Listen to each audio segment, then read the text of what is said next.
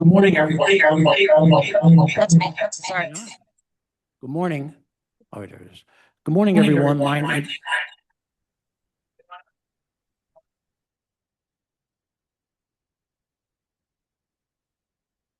Good morning, everyone. My name is Bill Bergman, and I will be chairing this zoning board hearing this morning. Before I do our roll call the board, so everyone knows we have a new board member. Layla Beebe is our new board member. She is a lifelong Philadelphian. She's also a business agent for the Carpenters Union. She really does understand this whole construction process. So we are extremely fortunate to have her, and thank you so much for taking this assignment. We could really use your help. Thank you. All right. And we also have with us our vice chair, Tanetta Graham, Present, Mr. Chairman. our board secretary, Cheryl L. Gaston, Present, Mr. Chairman. our board member, Taya Wynn. Ty is here, so she's remote today, and also our board member, Ryan McAdams. Present, Mr. Chairman. Also here is our attorney, Lynn Reuter-Huber. Also our director, Ian Haggerty, and our board administrator, Lakeisha Dandy. This hearing is being recorded and will be posted on the ZBA website. By participating, you agree to be recorded. This is an in-person meeting with remote participation, whether in person or on Zoom. If you're called to speak, please state and spell your name, wait to be sworn in, and after that, each time you testify, start by stating your name. To enter your appearance, indicate the property number on the ZBA webinar. Speak with a staff member. Call the ZBA office by the close of business tomorrow. Call 215-686-2429 and also provide your name, email, and the address of the case. For remote participation, raise your virtual hand when directed so that we can call on you to speak. When we call on you, please click the Join as a Panelist button. Use the Q&A only for procedural questions, not comments about the case. If you're called if you are joining by phone, press *9 to raise your hand and *6 to unmute. In-person participation. If testifying, get close to the mic so that all attendees and the court reporter can hear you. No talking, eating, or drinking during the hearings. Aggressive behavior will not be tolerated. In a case of an emergency, follow the directions of the staff. The exit is the double doors in the rear, and to the left of that is the stairwell. If this is an emergency and we have to evacuate, go over to Love Park, and please remain there so that we can call on you. So let's look at our schedule for today.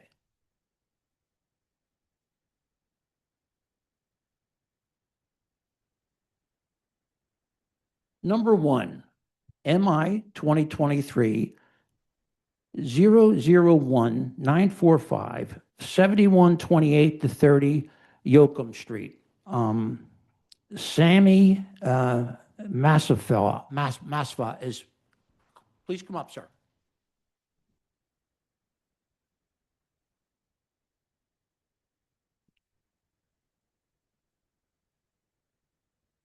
Good morning, sir. Could you please, is the mic on? Yes. Okay. Could you please state your name and spell for the stenographer? My name is Sami Mustafa. S-A-M-O-S-T. Take your time. M-O-S-T-A-F-Y. Right. Do you swear or affirm to tell the truth, the whole truth, and nothing but the truth? I will do. Could you please give us an update on your case? This is about the 5th or 6th time that we've listed this. Could you tell us where you stand? Yes. I understand that my case has been a long time, and I would like to continue. And I'm sorry, whatever happened. And Okay, where do you stand? What is it you need to do? I need to extend, give me a chance to get a lawyer and continue my case.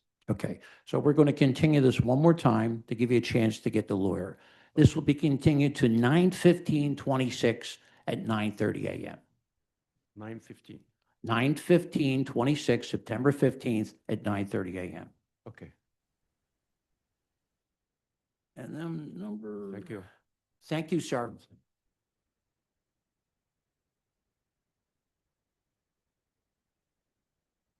And number 5, MI 2026 787 226 Harvey Street, Haffey Street. David Orphanides is the attorney, but we're just going to continue this. So this case will be continued until 9/15/25 at 9:30 a.m. Attorney moving party, 9/15/26. Oh, that's, don't give it a date then. Okay, all right. All right, so that's cases attorney moving party. Go to our first case.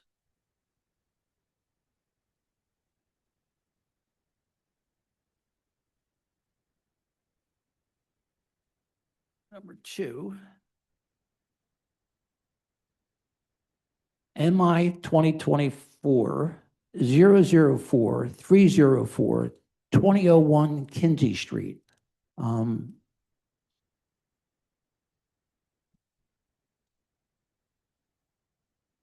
Good morning, sir.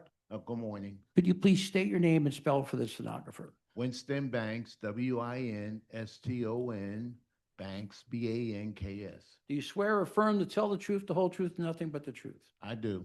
Okay, so this is a resumptive hearing, and what we need you to talk about is the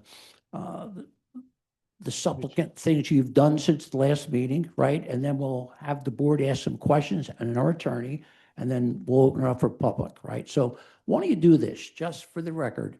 Give us an idea what you were trying to do, what your case is about, and what you've done since the last hearing. Well, from what I understand, the only thing that the board required me to do was take new pictures that were clearer,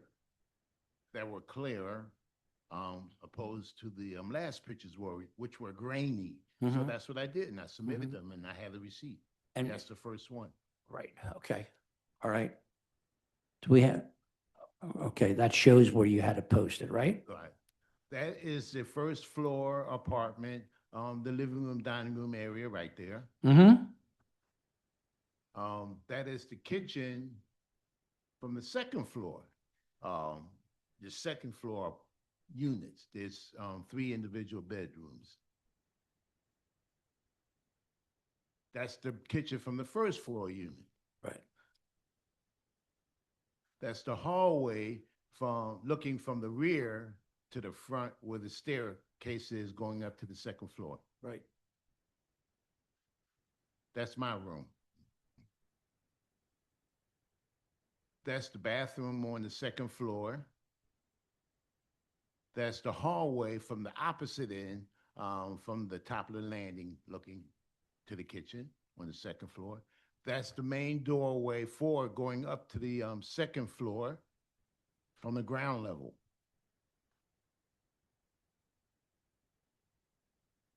That's all your photos.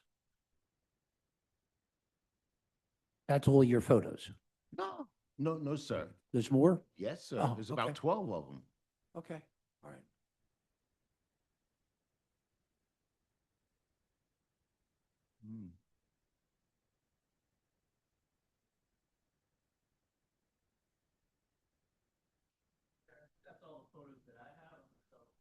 I will double check, okay? Or just relax, stay. Oh, stay okay. calm.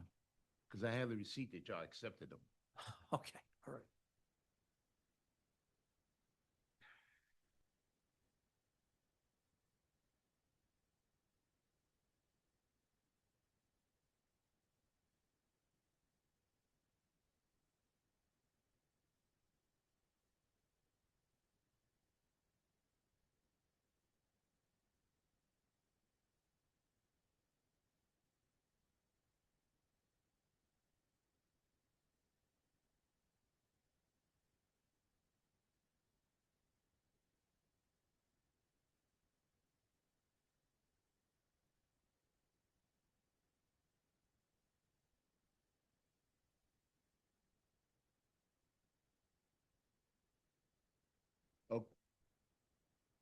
that it?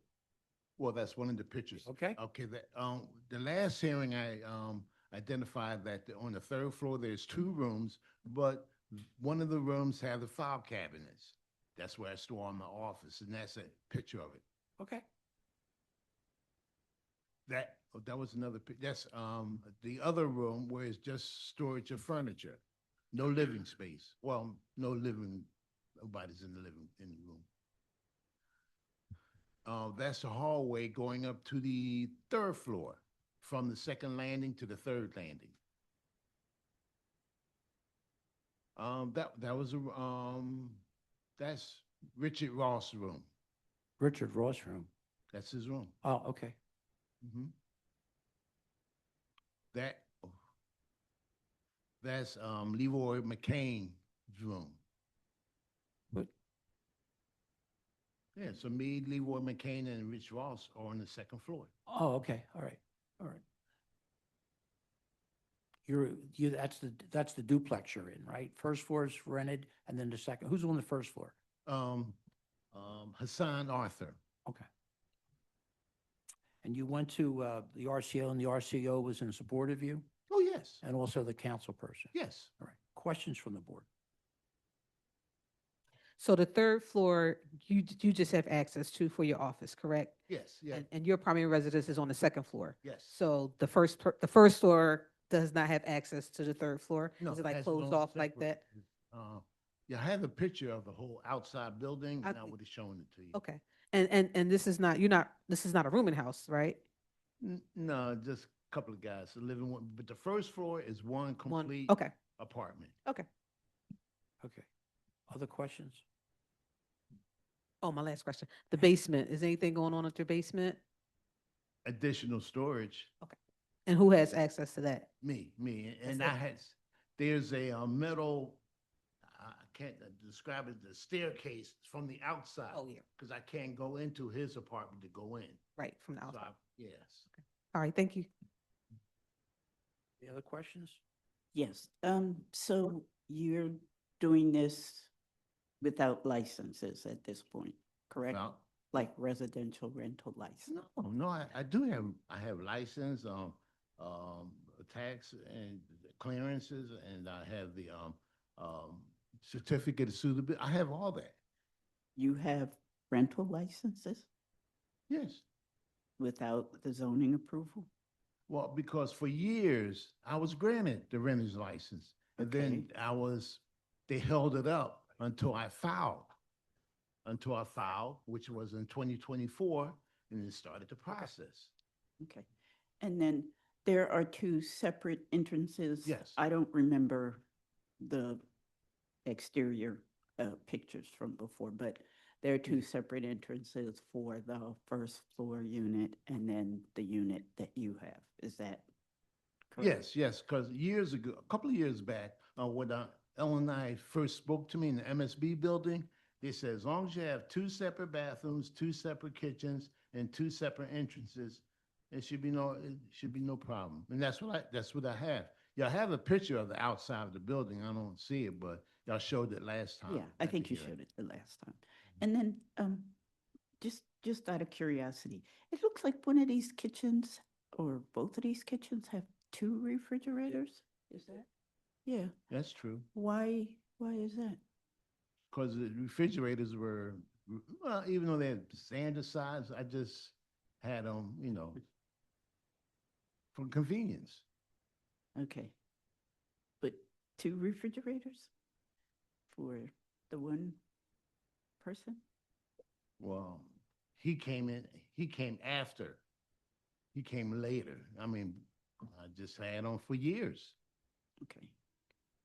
And so, but there were two, but both kitchens have two refrigerators, correct? Mm-hmm. Yes. Okay, right. Thank you. Other questions? Questions from our attorney? Not at this time, Chairman. Questions or comments from the virtual audience or this audience here? No hands at this time, Chair. Planning Commission, Madison Matera, Planning Commission staff, Madison Matera. do you swear or affirm to tell the truth, the whole truth, and nothing but the truth? Yes. Please proceed. The comprehensive plan recommends no change to the RSA 5 residential single-family zoning at this location. In 2014, the city changed the zoning maps in Frankfurt. At that time, this property changed from RM1 residential multifamily to RSA 5. In 2012, 2 years prior to the zoning map change, the property received a use permit for a two-family dwelling. Since this is a legalization of a legally non-conforming dwelling, the City Planning Commission recommends that the board grant the proposed use variance for two dwelling units. MI 2024-004-304-2001 Kinsey Street. I vote yes with proviso. Certificate of occupancy to be obtained.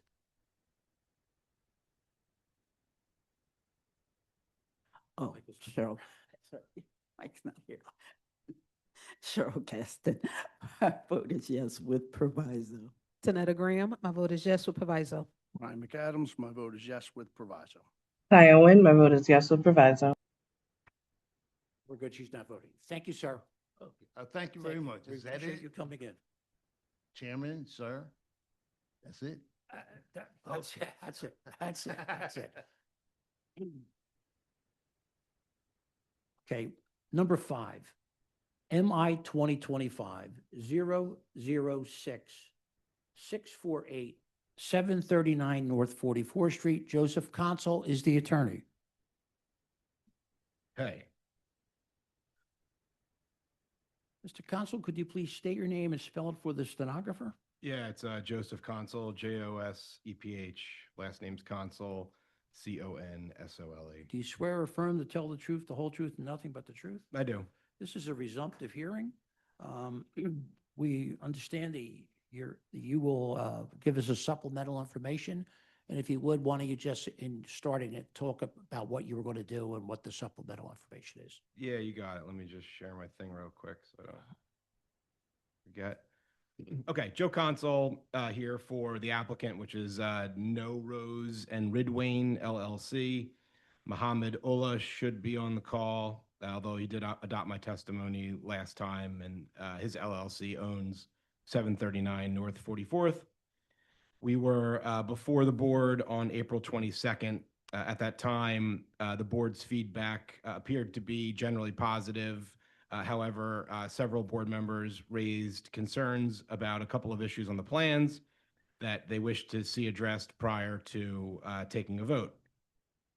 My client took that feedback seriously, went back and had the plans for the rehabilitation redrawn and submitted them as part of a proviso that we submitted to the board. So I'm not going to go through everything from top to bottom again. But I will just give you a brief overview and respond to the board's comments on April 22nd. This is seeking to convert this property into a 3-unit building. At the hearing on April 22nd, the board brought up 3 issues they wanted to see rectified on the new rehabilitation plans. First, there was a concern about the configuration of the rear exit.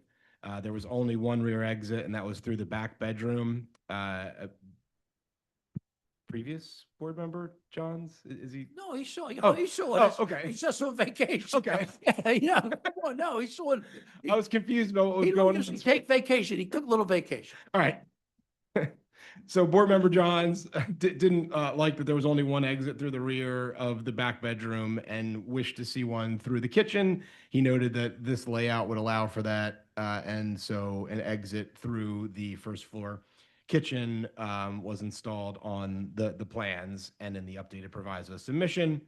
Second, the board raised a concern about the front porch condition. This is one that's a little trickier to address. They either suggested closing up the windows from the front unit looking out onto the porch, or making that porch only accessible by the front unit. So the front porch is going to be only accessible through the first floor unit. And then finally, the board requested revisions to the second and third floor bathroom layouts to include both showers and bathtubs, and that's also been included. So to recap, 2023, this was remapped from RM1 to RSA 5. There's at least 2 active 3-unit buildings on this side of the block. And we're hopeful that our proposal will be pleasing to the board. We have full support, 10-0 from the RCO, and we believe that we're presenting a good project. You want to have your testimony adopted for today? Mr. Ola, are you available virtually? They're being promoted to panelist.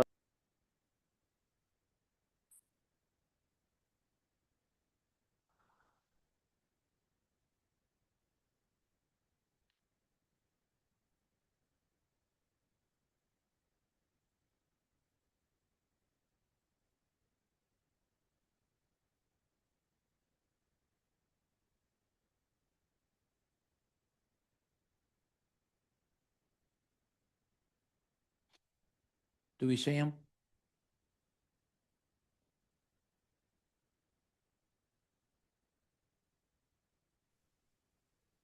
Yeah, good morning. This is Mohammed Ullah. Could you please state your name and then spell it for the stenographer? Mohammed Ullah, MOHAMMAD Right. Do you swear or affirm to tell the truth, the whole truth, and nothing but the truth?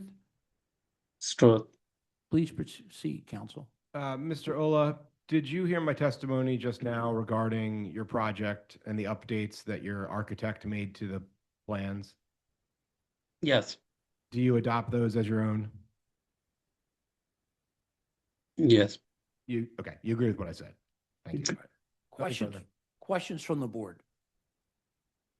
Can I see the layout for the second and the third Yes. floor? Tell me when to scroll or not scroll. This is on the, which is my right. That's the bathroom?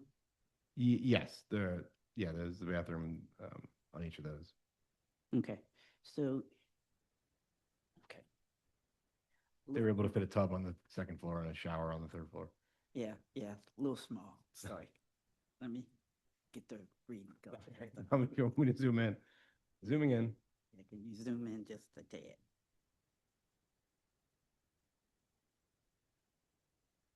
Oh, and there's also trash closets were installed on each of the 3 floors. I don't believe that was too big of a deal, but we put them in there.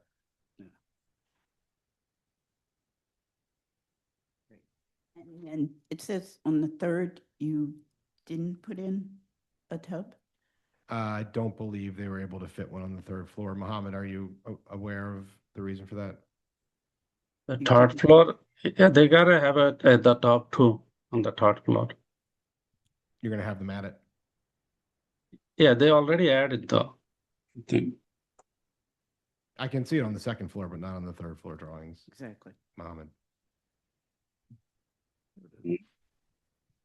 Because I guess the question really is, could you do one of those, with the bathtub, with the shower? Yeah, sure. Thing. Seems If like it if should it comes fit. to that, I'm not sure what was done. So can we Okay, see? probably this is the bathtub here. I'm sorry.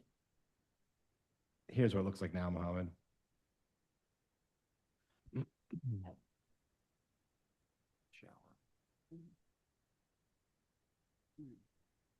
Okay, thank you. I can ask the architect to try to make the updates and expand that room a little bit.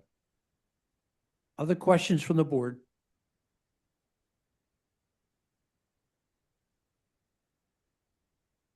Questions from our attorney?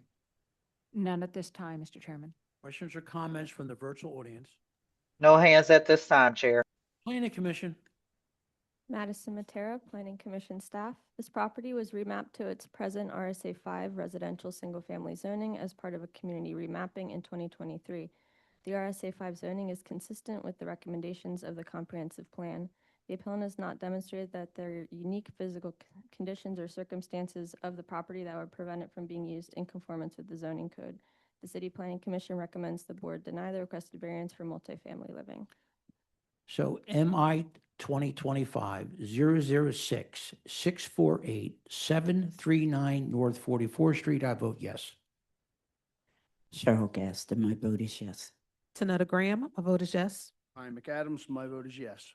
Ty Nguyen, my vote is yes. Thank you, board. Thank you, counsel. Have a good day. Okay. Number 6, MI 2026 000484 1254 North 19th Street. Alan Nachumson is the attorney.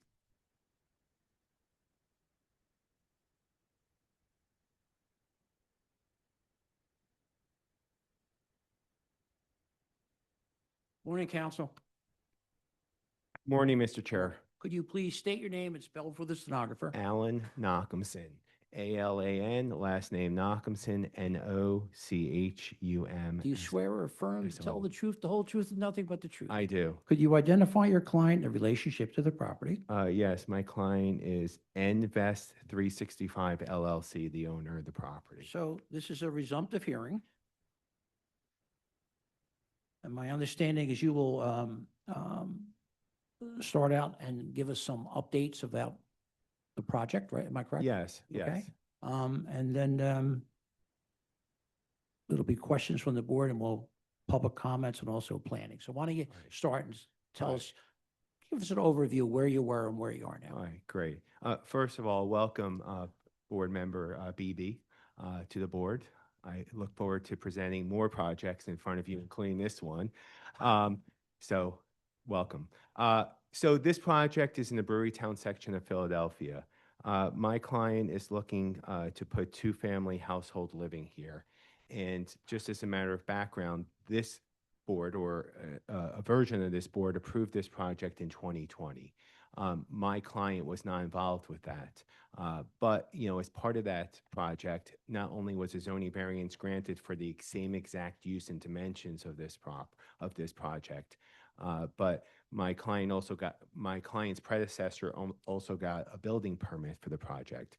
Unfortunately, the person who started this project didn't have enough time or money to finish it.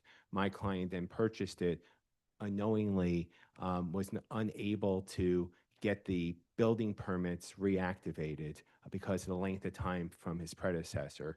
My client then tried to reactivate it, but was unsuccessful, so is going through this process merely to essentially reactivate this zoning permit that was previously approved by way of variance, and then hopefully a building permit. When I made a presentation to the board, we showed full community support for this project and showing that this was an exact replica of what was previously approved by another version of this board. There was concerns about the basement use. Again, you know, I understand the concerns about, you know, basement use. You know, with this board, I would not typically present a project of this type like as anew. But, you know, because of the doctrine of vested rights and the circumstances that came about, how this project came about, and the fact that it's basically the shell's completely built and many different components, including the foundation, were built, I stated that, you know, we asked, you know, to allow this project to proceed by way of variance. You know, the board was still concerned about like the access to the basement and asked us to consider having exterior steps leading from the rear of the property, because we're a corner property, so we have that ability to do that, from the rear of the property to the exterior first floor. And we were able to do that. We submitted revised plans, which is 2 pages, showing that exterior access where the opening on the ground floor would be coming through basically a laundry room, going up a flight of steps to the first floor, and then have a walkway in the rear yard. And that is all in my presentation. I have not been promoted as a panelist, so I don't have any ability to share my screen. We'll take care of that for you. Okay. But that's the gist of what happened here. And just as a matter of just record-keeping purposes, there are 2 refusals here. One for the use. Our lot is 765 square feet. Under base RM1 zoning, we would be allowed as a right to have 2 units, but we're in an overlay which requires additional lot square footage of 850 square feet. Again, this previous version of the board heard that type of argument, not just during my last presentation, but, you know, 5 years ago or 6 years ago, and approved based on those same same conditions. The second refusal has to deal with no roof deck access structure allowed because we're in an overlay, but it's not out of character because there are other roof deck access structures nearby. Still haven't been promoted as a panelist, but We taking care of that? Thank you.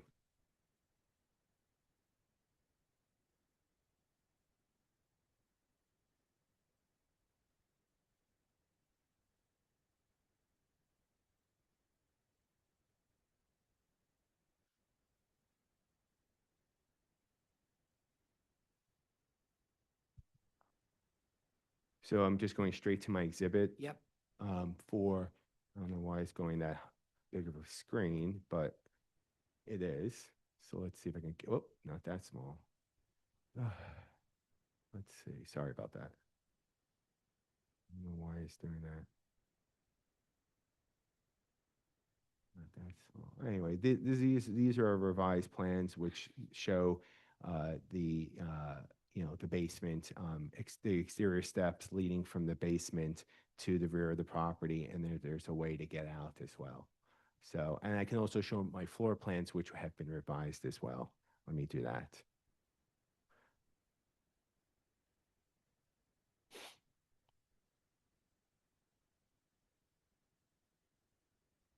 Okay, here you go. And as you can see here, this is the basement level. This is the laundry room, and this is the door that comes out of the laundry room in the lower level, go up a flight of steps, and then come out, the rear where there's, access, secondary access for that lower level unit. I'll leave that page on there if there's any questions. You want to bring your client on? Yes. Mr. Good, can you virtually raise your hand? They're being promoted to panelists, Chair. Thank you. How you doing? Hi, good morning. Could you please state your name and spell for the stenographer? Najee Good, Najeegoode. Right. Do you swear or affirm to tell the truth, the whole truth, nothing but the truth? Yes. Counsel? Yes, Mr. Good. First of all, you're an authorized representative of Invest 365 LLC, the owner of the property. Yes. You heard everything I had to state today about your zoning matter. Yes. Is it true and correct? Yes. And do you adopt as your own testimony? Yes. Thank you. Questions from the board? I'm gonna ask again, what is the depth actually for this? I can Basement. take a look at it. Let me see. I think we're almost exclusively below grade, below. It is. That's why they put I think it's 7 feet. Yeah. So again, we understand that this is something that the board typically would not approve as a new, but this is a building structure that's already up with a foundation and everything in between. We were probably like, and correct me if I'm wrong, Najee, you're probably like, this project is essentially halfway done, would you estimate? Yes. So, All the framing is complete and a few of the MEPs. It was just left there though. So besides this, the only light and air we're talking about is from this exit here. that is correct. Okay, all right, thank you. Thank you. Other I questions? have a question about changes. So when, I know right now you said it's 7 feet below grade, but previously it was 9 feet 3 inches below grade. So did we, No, it is we did 9 no feet. adjustments? No, we did no adjustments below grade. It Okay. is 9 feet 3. According to my notes, I have handwritten notes here that says 9.33 inches. So we have not made any changes to the physical characteristics of the depth of the property. We can't. We have the foundation. What was asked of us from this board was to see about maybe having a secondary form of egress for the occupant for the first for unit number 1, which is on the first floor and lower level. Yeah, I mean, we had talked about that and we had talked about trying to increase the window wells. I can't speak to that. I know that we made whatever modifications we could, and that's what we did by way of the exterior staircase. Okay. Are there any others window wells in the building at all? Mr. Good? It's 2. Okay. So there's one in the front bedroom right here in the front. There's one on the side in like that living room area, and then it'll be the egress, the new egress door step. So it's three down there in the basement. And your point, and right here is W one. W7, and then if you scroll down a little bit more, because I can't see, it's the other W7. Those are two egress windows. Okay, other questions from the board? Questions or comments from our attorney? No questions at this time, Mr. Questions or Chairman. comments from the virtual audience? No hands at this time, Chair. Planning Commission? Madison Matera, Planning Commission staff. The comprehensive plan recommends no change from the previous CMX2 commercial mixed-use zoning at this location. However, in 2017, this property was remapped to RM1 residential multifamily as part of a wider council-supported remapping action. Additionally, in 2020, the board granted a variance for the erection of an accessory roof deck with roof access structure. The lot size variance being requested is de minimis. Therefore, the City Planning Commission recommends the board grant the requested variances for minimum lot area for two-family dwelling and roof deck. Number 6, MI 2026-000-484-1254 North 19th Street. I vote yes with proviso. Revised plans, 2 pages, stamped by ZBA on January 7th, 2026. Cheryl Gaston, my vote is no. Tanetta Graham, my vote is yes with proviso. Ryan McAdams, my vote is yes with proviso. Diane Nguyen, my vote is yes with proviso. Thank Thank you, you. council. Number 4.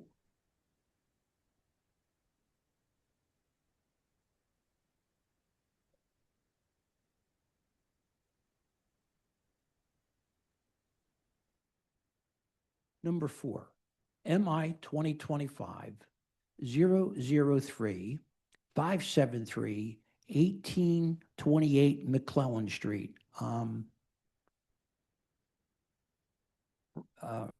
Mendorizio is the attorney.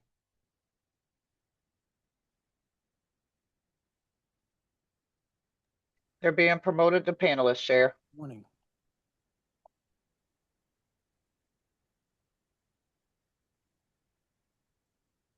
Good morning. Good morning, counsel. Could you please state your name and spell for the stenographer? Yes, Raymond Dorizio. Last name is spelled Dorizio.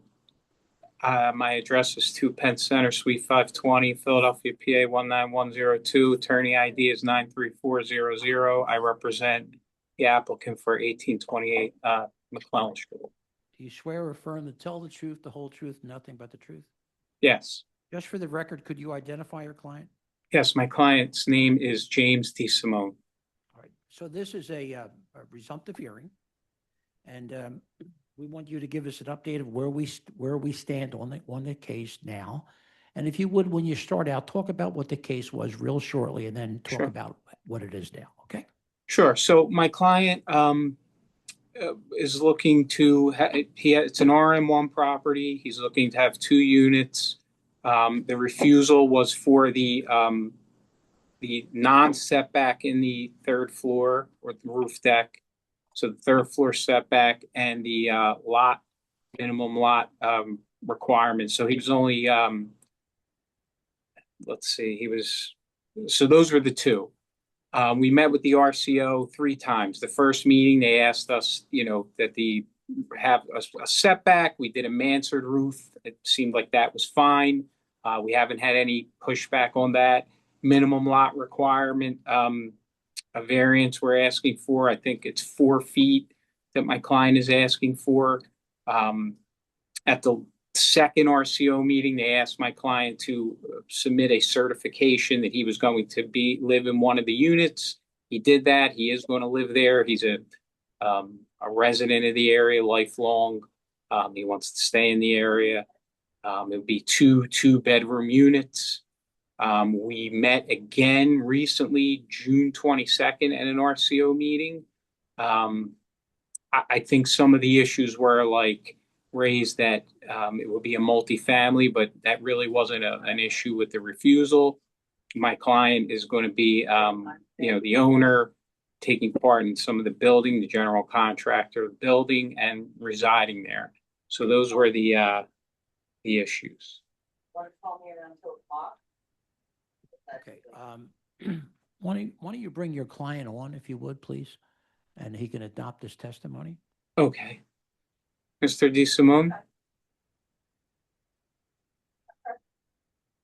He might be.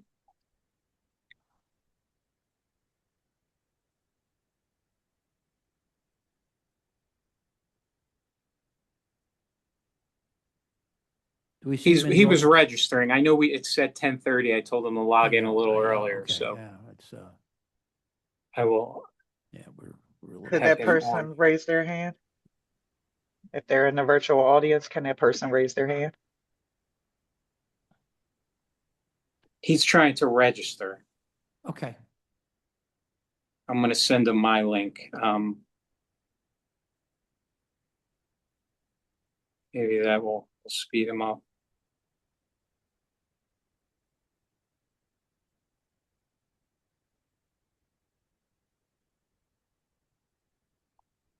Sorry for the delay.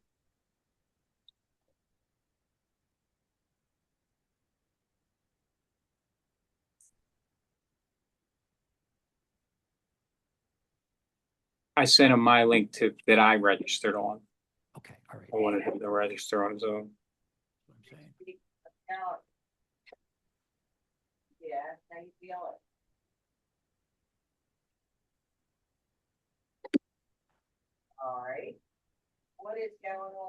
Did you get in touch with him, counsel?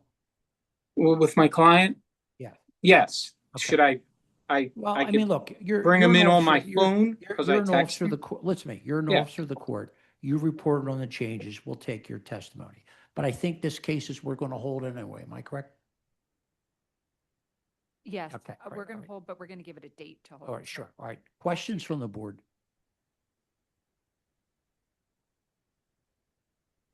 Questions from our attorney? Yes, we're going to actually hold this matter because there's an issue with tax compliance. Yeah. Oh, there he is now. And just to address that issue, I did attach the appeal because the tax compliance we attached was for the permit that he was cleared, but I also attached in my packet submitted last week was his appeal document that the tax issues under appeal. My client did just join under my name. Okay, 1 minute. What years were your appeals for? It looks like there's an agreement that's indicated with regard to 2026, but nothing is indicated on the actual like websites with regard to 2023 and to 2025. So that's 3 years. That's still in collections. The form, okay, the That's form, that's what it's for, Ray. It's Hold for. on. hold on, hold hold I'm on. sorry. Hold on. Wait, do me a I'm favor. pulling the Hold on. form. Okay, So all right. Oh, wait, counsel, hold on a minute. Sir, could you please state your name and spell for the stenographer? Yep, James DeSimone, and it's James and then Desimone. Do you swear or affirm to tell the truth, the whole truth, and nothing but the truth? Yes, sir. Okay, so counsel, you were saying? yeah, so the form that I have is real estate market value appeal for the year 2027. That is the form that I attached. I could supplement that if my client has the years mentioned by counsel. But he recently purchased the property. We're going to still hold it. We're We need going to review hold it. We're going to give it a date. We're going to give it a date right now of August 5th. Yeah, and sorry, this is Hillary Emerson, just in terms of if you appeal the 23 to 25 taxes, you still would need to pay something to be in compliance while the appeal was pending. So we need something from something from the Revenue Department that indicates while your appeal is pending that you are in compliance. So for right now, it shows that you are not in compliance, it's in collections. Doesn't show an appeal. Okay. Okay, so why don't we, questions or comments from the virtual audience? No hands at this time, Chair. Are you relative to this case? Okay, sure, come on up.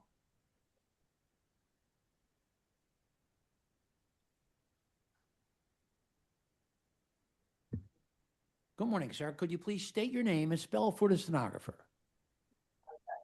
Well, is that mic on? Yeah, yeah. Thank you. Good. Please state your name. Michelle Andre Ward is spelled Michaelandre. Last name is Ward, W-A-R-D. Do you swear or affirm to tell the truth, the whole truth, and nothing but the truth? Yes, Your Honor. And your neighbor? Yes. Please proceed with your testimony. Yes, I live at 1830 McClellan Street, and I was against the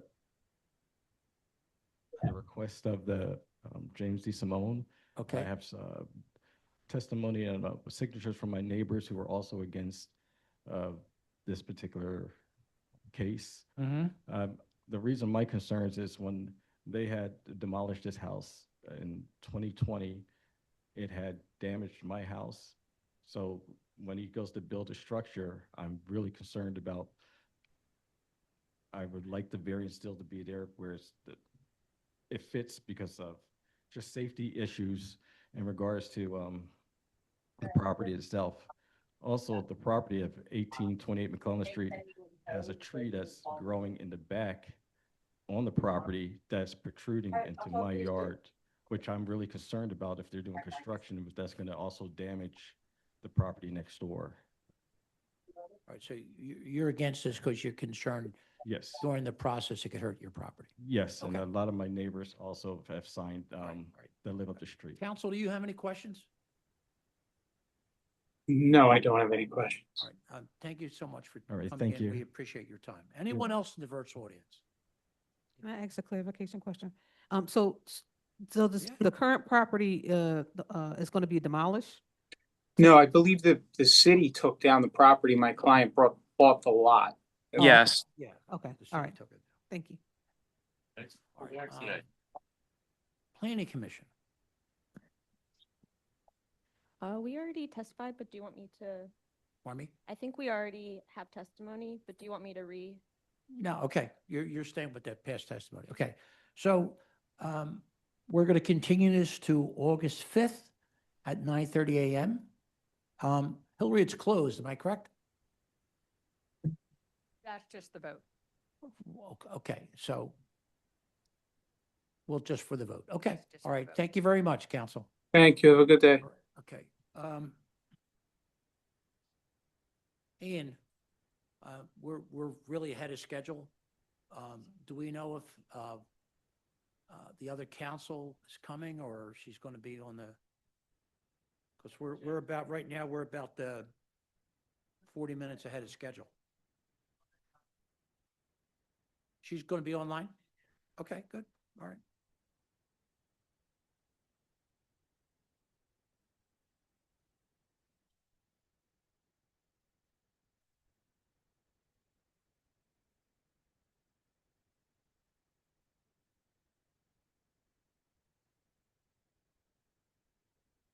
Here, talking about number 3.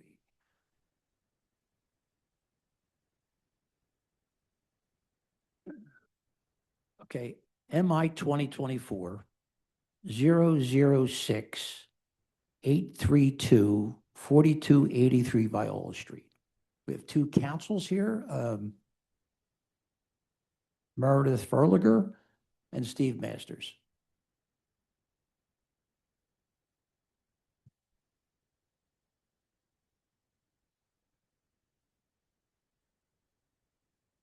While we're waiting for Meredith to go on, Steve, could you please state your name and spell for the stenographer? Good morning, Mr. Chair, members of the board, Steve Masters, S-T-E-V-M-A-S-T-E-R-S. Do you swear or affirm to tell the truth, the whole truth, nothing but the truth? I do. Hi, Mr. Masters, could you identify your client in relationship to the properties? My client is the Viola Street Neighbors Association. We are the objectors. Yep. Meredith? Good morning. Good morning. Could you please state your name and spell for the stenographer? Meredith Ferliger, F-E-R-L-E-G-E-R. Do you swear or affirm to tell the truth, the whole truth, nothing but the truth? Yes, I do. Could you identify your client in relationship to the property? Sure, my client is Haverford Square Viola LLC, which is the owner of the property. Okay. All right, so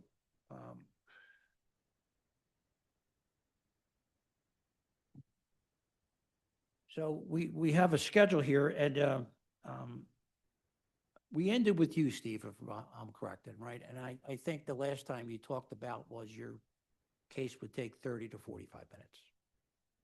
Okay. That's what you said. All right, that Okay. sounds possible.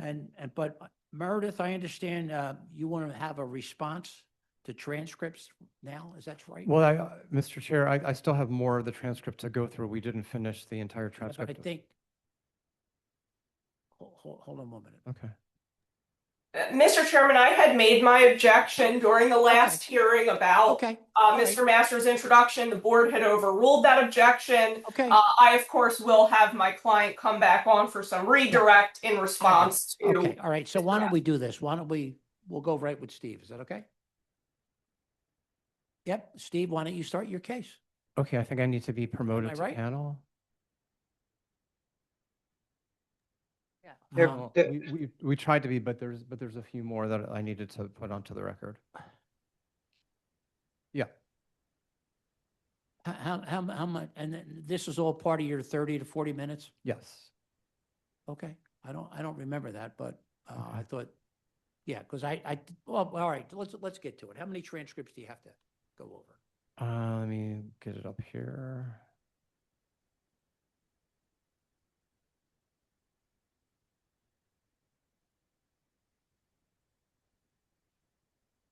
Okay, it is page 175.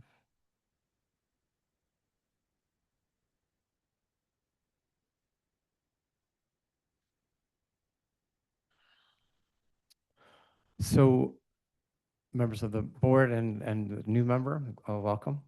I'm assuming you had a chance to listen to the. She has not done that yet. She hasn't. She will be. She's here to experience the whole. Oh, great. issue. Okay. All right. She'll start tomorrow with. Okay. Case. We ended the recitation of the transcript last time around page 175.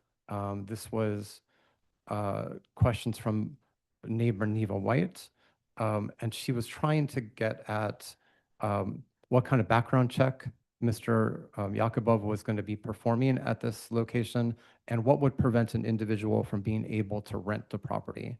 And Mr. Yakubov said it's case by case.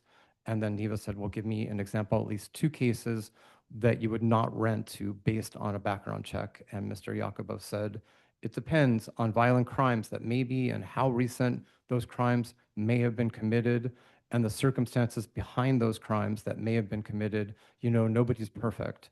Then Neva said, what's the next violent crime? So if they've been convicted and served their time and they've committed a violent crime, you would not rent to them. And Mr. Yakubov said, that's not what I said.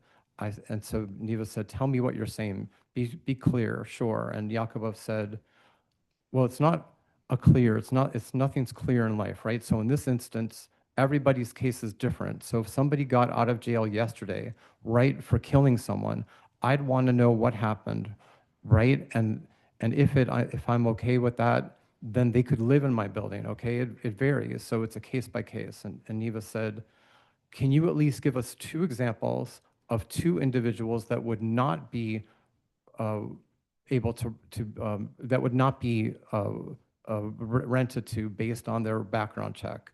That's the question I'm asking. And German said, oh, I'm not sure. Would have to be a case by case basis. I don't know. I can't think of every single. And Neva said, give me 1 example of an individual you would not rent to. That's what you're saying here today on the record, that you can't give us an example of 1 person that you would not rent to based on their background. And Yakubov said, check, that's, and then Meredith said, correct, with all due respect, there are very specific requirements under the Philadelphia Code, under the state law and federal law in terms of who he can and who he cannot rent to. So, and then Neva said, can you give us an example of 1 person you would not? And then it appears to be German saying, I don't know, I would treat everybody. And Neva says, am I able to ask your attorney?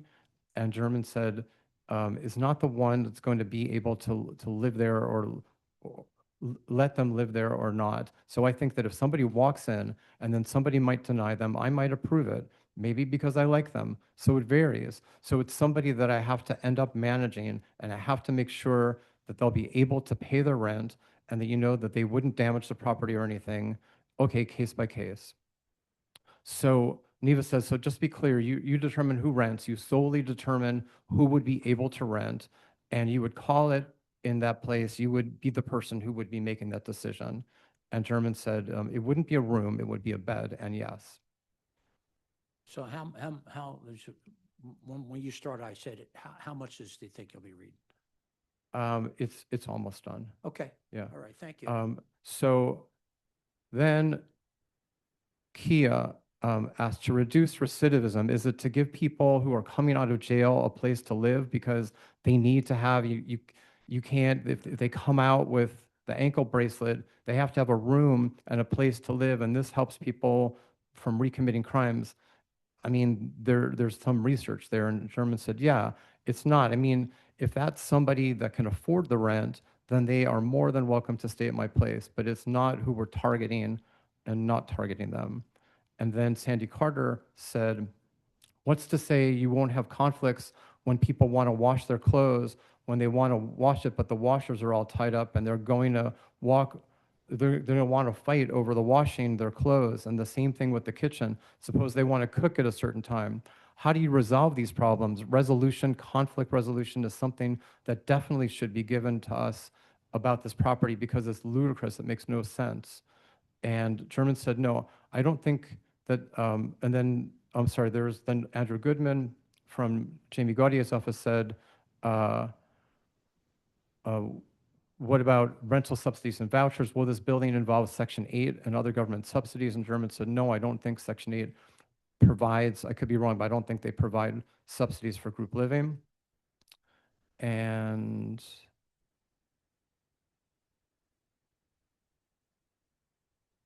then Joyce Smith said, do you have any other group living buildings that you manage? And if so, what's the volume? Do you have any volume of incidents? And if so, what is the general makeup of that tendency? Do you have any other group living buildings that you manage? And German said, we haven't managed the group living building in about 6 or 7 years, but up until that time, we had a lot of student housing, which was effectively group living. We had 8 buildings next to each other on Haverford Avenue that had 7 bedrooms each, that had about 56 people collectively, and we've been managed on a regular basis for many years.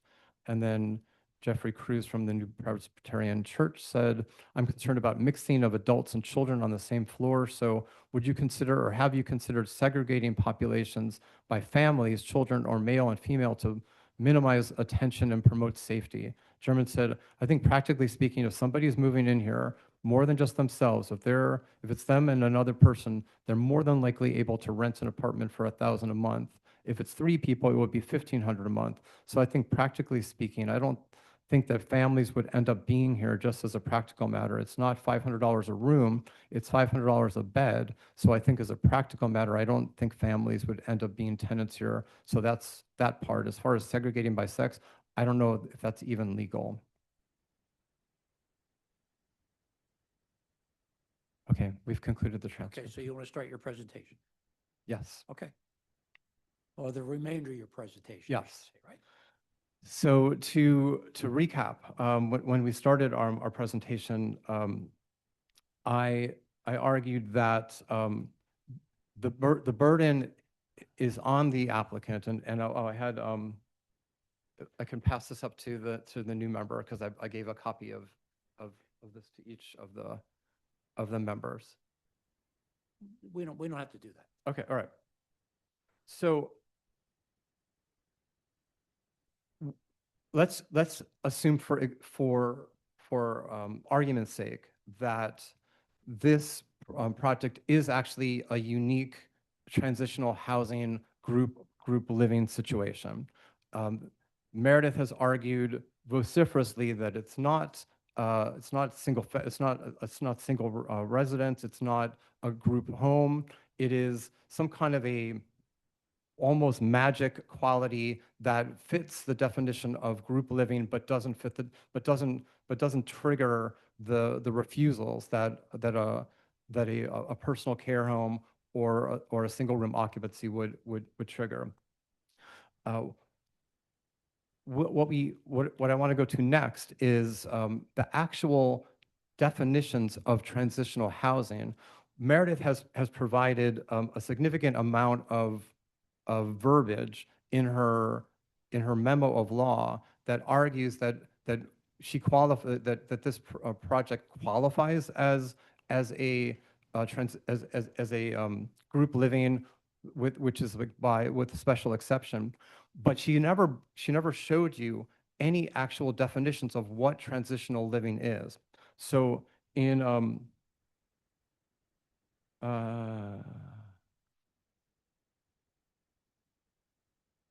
transitional living is 187.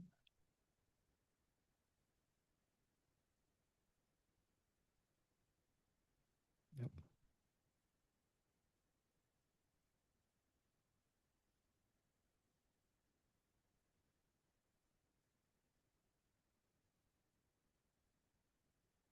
I'm sorry, I'll go to this first. So in terms of the character of this neighborhood, Meredith has argued that there is multifamily housing saturated throughout this area. That isn't the case when we're talking specifically about this block of Viola Street. On Exhibit 7 in our exhibit, these are all single-family homes that are on the exact block that we're talking about on Viola Street. It's virtually the entire block on both sides is single-family homes.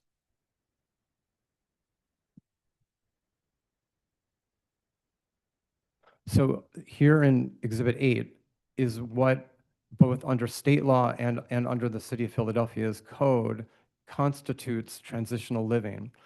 So I'm not arguing that this use is going to be exactly one of these. What I want to show the board is that transitional living has an actual defined parameter. It isn't just words that are put together to allow a developer to place people in a building who without any of the safeguards and without any of the common sense requirements that are needed to have healthy and safe living.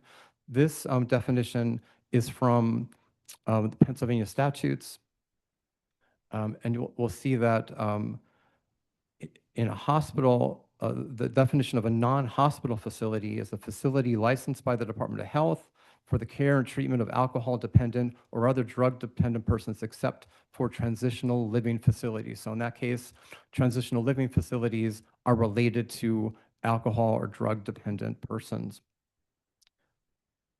The next definition is called, the category is zoning of hospitals.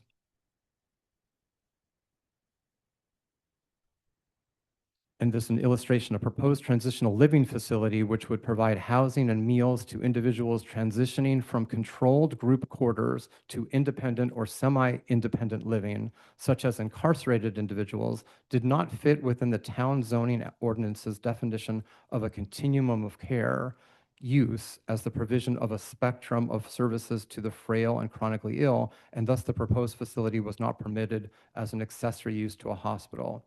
So again, I'm not arguing that this specifically is the same facts. What I'm telling you is that transitional living is something that traditionally relates to people who are incarcerated, who are coming out of incarceration, who have been struggling with drugs and other addictive substances, and who are now coming into a way of moving beyond that. The next one, the one is zoning of hospitals, and this is also from the Pennsylvania jurisprudence. A proposed transitional living facility which would provide housing and meals to individuals transitioning from controlled group quarters to independent or semi-independent living, such as incarcerated individuals, didn't fit within the town zoning thing. This is 53 PS 10609.1, procedure for landowner curative amendments. And here we have applicants as the bearers of burden to provide evidence related to statutory enumerated impact factors were not entitled to curative amendment of a town's zoning code to create a single zone that would allow applicants to construct a transitional living facility on two separate properties in appeal of a decision by the town council challenging the zoning codes and request for curative amendment where the applicants failed to address impact factors, leaving the town with no information on which to base any consideration of impact factors. In 55 PA Code 3800.292, we have the following requirements do not apply for transitional living. Child who leaves the premises of a facility.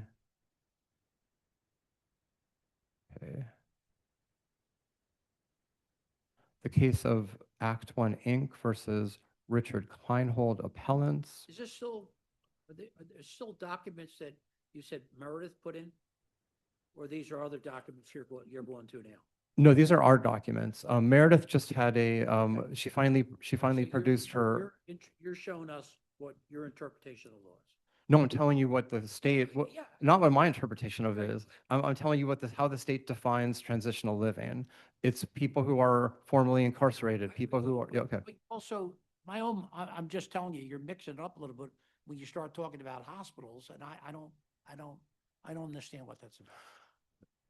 So people who are coming out of hospitals who need a place to live, that's a definition of transitional living. So those are the folks who should be the main people who are going to be living in this structure. And okay, Make it a little bit more clear there. okay, all right. Background, landowner sought judicial review of a town council's denial of validity challenge to a zoning ordinance, denial of request for a curative amendment to add transitional living facility and homeless shelter as permitted uses. In that case, the proposed transitional living facility did not fit within the town zoning definition of continuum of care, and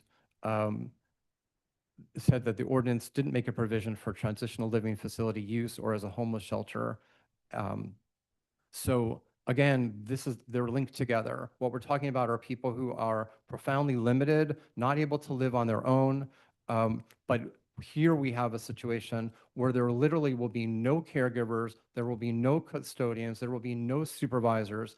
They will all be 50, 60 people will be in this location without anyone providing any services or any supervision. Back in about a year and a half ago, the board ruled in our favor when I was representing some applicants in South Philly about a proposed, it was a proposed a drug rehabilitation center. And in that case, the board understood that while if a qualified team had come in to manage that, I think the board would have approved that use. But the team that they chose were people who had been prosecuted by the department, by the Drug Enforcement Unit for violating drug laws. That they were a mess, and they had literally no background in what they were going to do.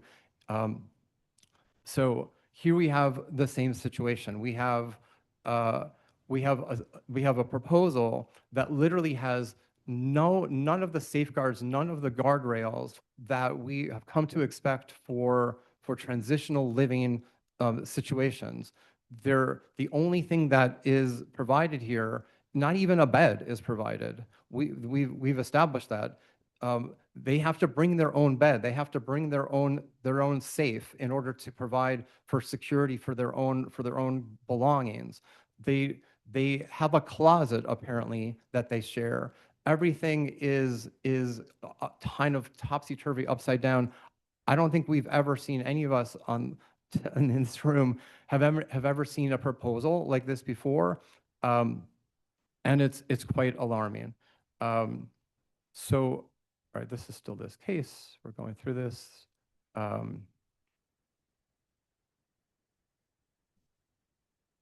Here is in Bloomsburg Industrial Ventures LLC versus Town of Bloomsburg. This case deals with a community living facility and whether it's properly zoned. The residents of a community living facility have mental health problems or conditions, and as it's currently proposed, the transitional living facility would not be limited to only those individuals diagnosed with mental health conditions, and therefore, Mr. Zapati did not believe that as currently proposed, the facility fit into the ordinance.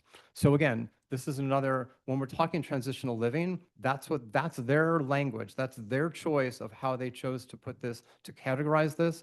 It has nothing to do with people who are well, who are independent, who are going to just put their head down apparently between like 1 month and 12 months. That's not what a transitional living facility is. And they have no, the only aspect that they claim is that some years ago, there was a building that Mr. Yakubov had students living in, which is kind of like a dorm. Many times, and I think this board has seen this many times, that when students or young people are put into dorm-like settings that are privately held, not connected to the school, and not basically supervised by the school in any way, there's a tremendous amount of harm that goes to those neighbors. And I had a case not that long ago in which the developer decided to not go forward after we were very insistent on that. So I think we're pretty done with the traditional, the transitional living things. I wanted to then go to the comprehensive plan. So in when this location came up for the first time for the 16-unit multifamily living, we went into depth on it's called the Reclaim, which was the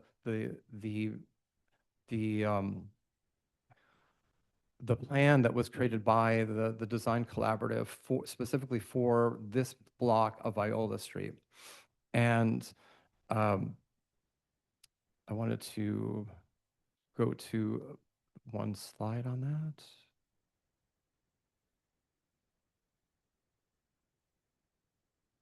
'72. So one of the criteria that they have to show is their burden is that that their proposal is consistent with the comprehensive plan. In this case, it is completely in violation of the comprehensive plan. The comprehensive plan was created by this neighborhood and the Planning Commission and in a special proceeding along with the design collaborative. This slide shows the existing zoning and the proposed zoning for this block in Viola Street. The existing zoning had a significant amount of both RM1 and CMX2. That all changed by when this plan was put into effect.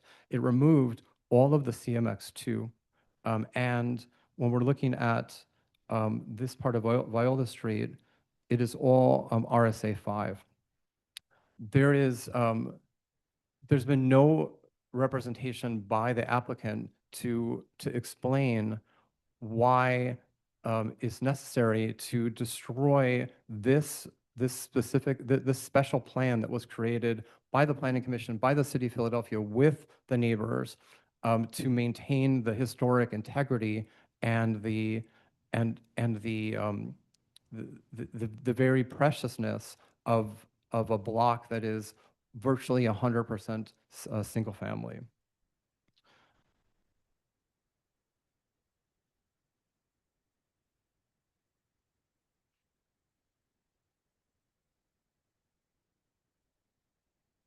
The only thing I think I have to bring up is one aspect that Member Gaston was you challenged me last time on the slice of life decision because it was it was under the municipality's planning code and not under our code, and you were correct. So what I want to say about that is that we're not relying on it because it doesn't apply. Its specific holding doesn't apply. What does apply though is the findings, and that's on 187.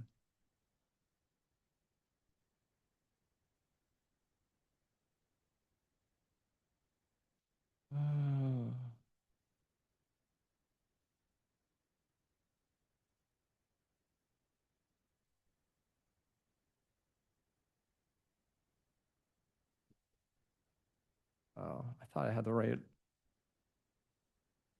number, but it looks like I'm a little off.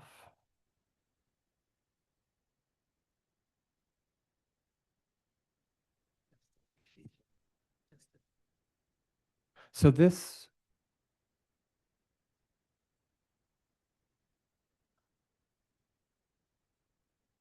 when I find it,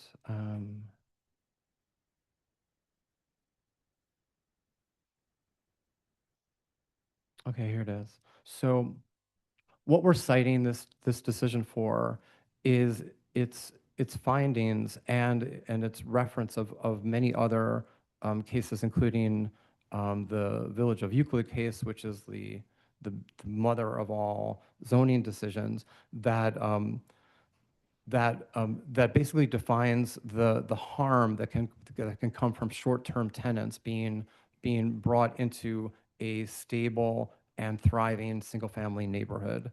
What the court said is that there's been a long recognized goal of creating residential zoning districts, and short-term tenants have little interest in public agencies or in the welfare of the citizenry.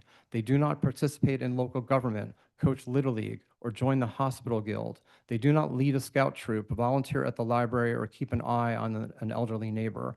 Literally, they are here today and gone tomorrow without engaging in the sort of activities that weld and strengthen a community.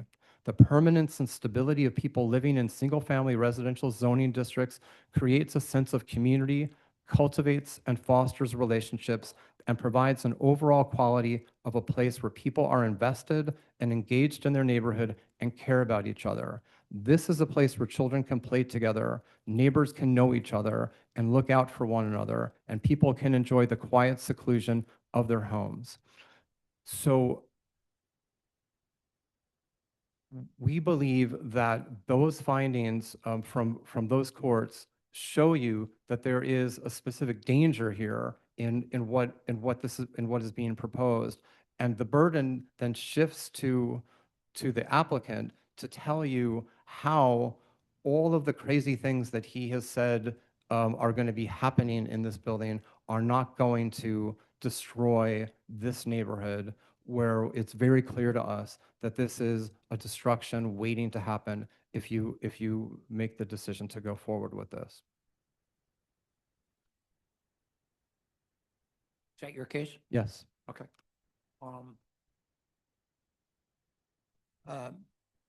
Meredith, do you want to do, where do we stand? What do you want to do here? Oh, I'm sorry. Councilwoman Gaudier wants to testify. She on the phone? I believe she is. Okay, well, we'll take that out of order. We'll bring her on. Okay. But we're going to have to come back to Meredith, okay? Okay. Do we see the councilwoman on the phone? They're being promoted to panels, Chair. Thank you.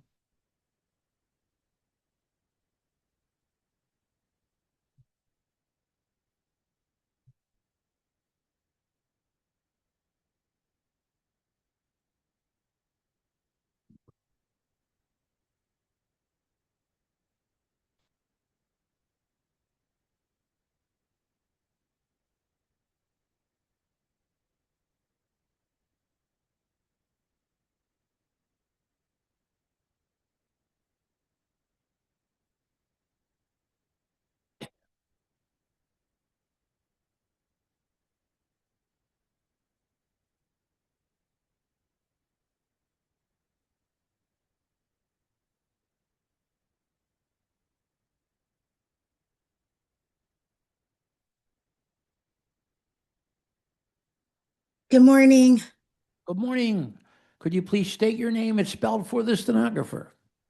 Sure thing. Councilmember Jamie Gaudier, Jamie-Gauthier. Do you swear or affirm to tell the truth, the whole truth, and nothing but the truth? Yes, I do. Please proceed. Good morning, and many thanks for the opportunity to speak at this hearing today. Mr. Chair and members of the board, I'm here today to ask that you deny this special exception application. If approved, this would lead to a multitude of detrimental impacts on the health, safety, and welfare of this neighborhood. This application is an extreme example of land overcrowding, street congestion, and disproportionately burdening public infrastructure not built to sustain this type of occupancy. The 4200 block of Viola Street is a small one-way street, not even wide enough for there to be parking on both sides of it. The most common land use here is single-family housing. For a parcel like this one, which is actually 3 smaller parcels that are being combined, that would put the maximum unrelated occupancy permitted by law at 9 persons. This proposal today proposes an occupancy of 50 unrelated people with no on-site staffing. This block is not built to sustain a proposal like this, and it never has been.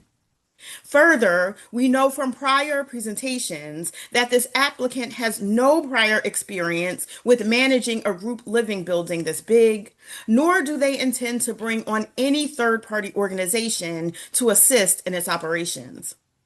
While we know that the burden of proof is different for a special exception than it is for a variance, the applicant still must demonstrate that the use will not cause specific detrimental impacts. Their case to the community so far has been wafer thin, which shows me that this group living proposal was never genuine in the first place. It is unfortunately being used as leverage against the residents of Viola Street to pressure them to support the applicant's other vision for the property instead, which is 16 units of multifamily housing.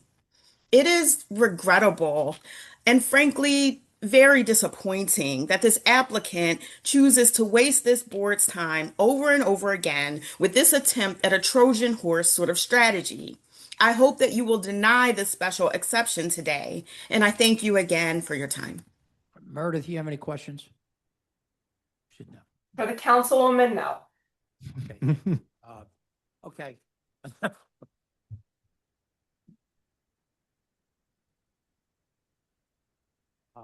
Meredith, you want to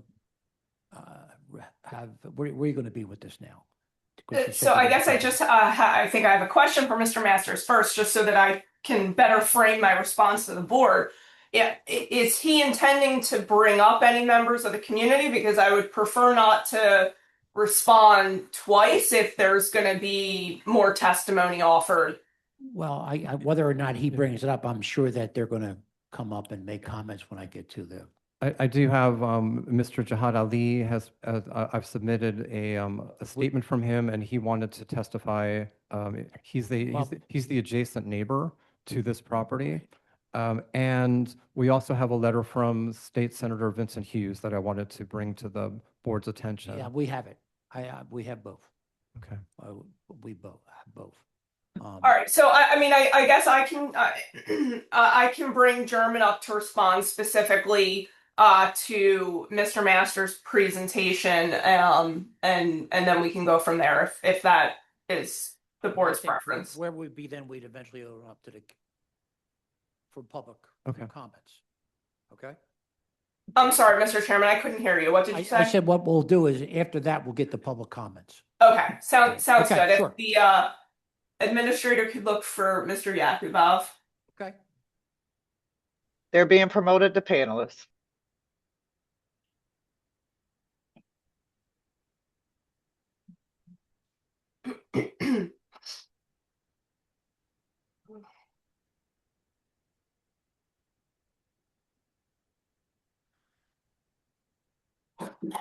Hello? Good morning. That's Jihad. not. that's That's not German.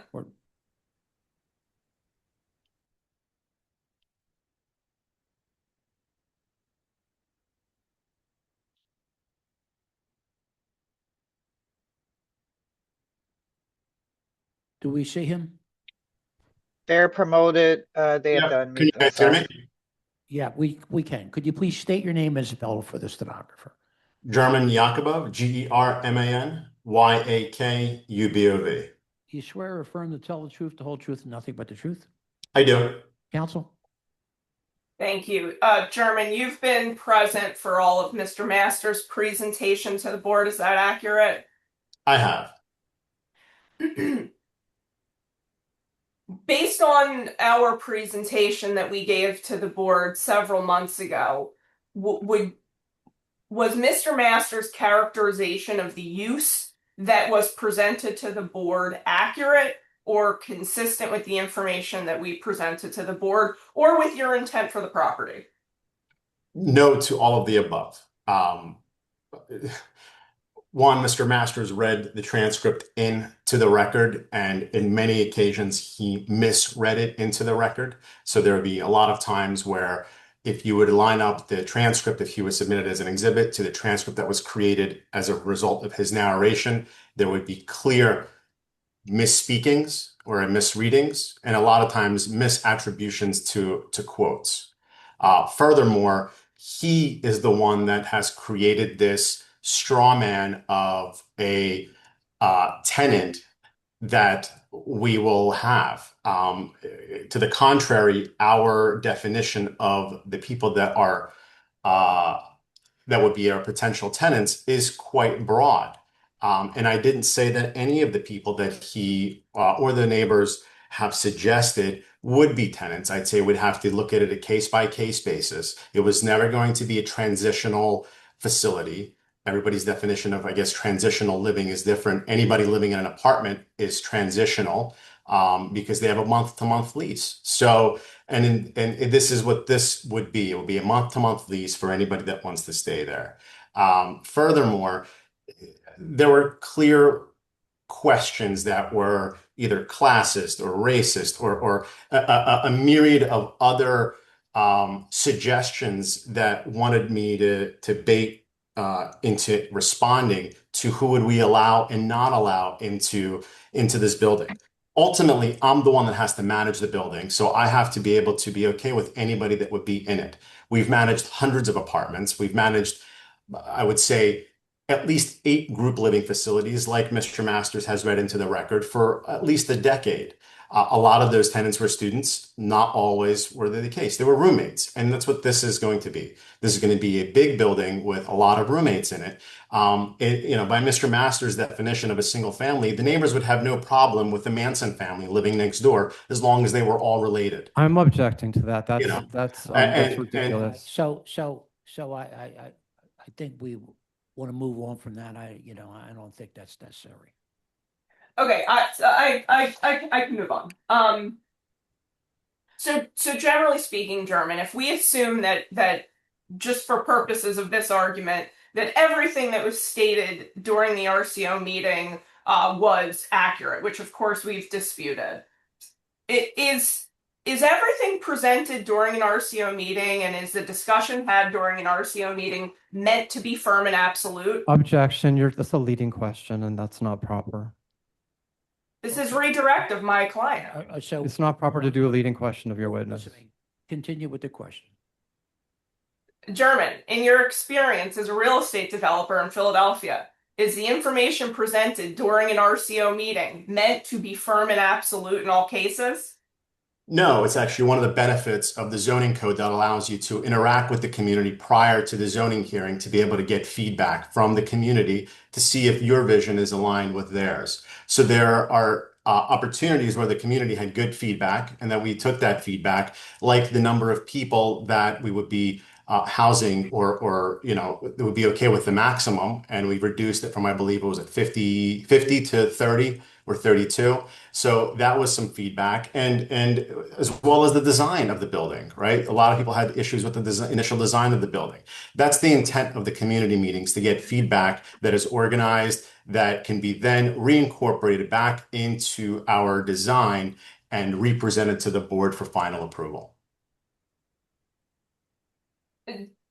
Mr. Masters read a statement that said that inferred that it would be your intent to rent to anybody who can afford rent.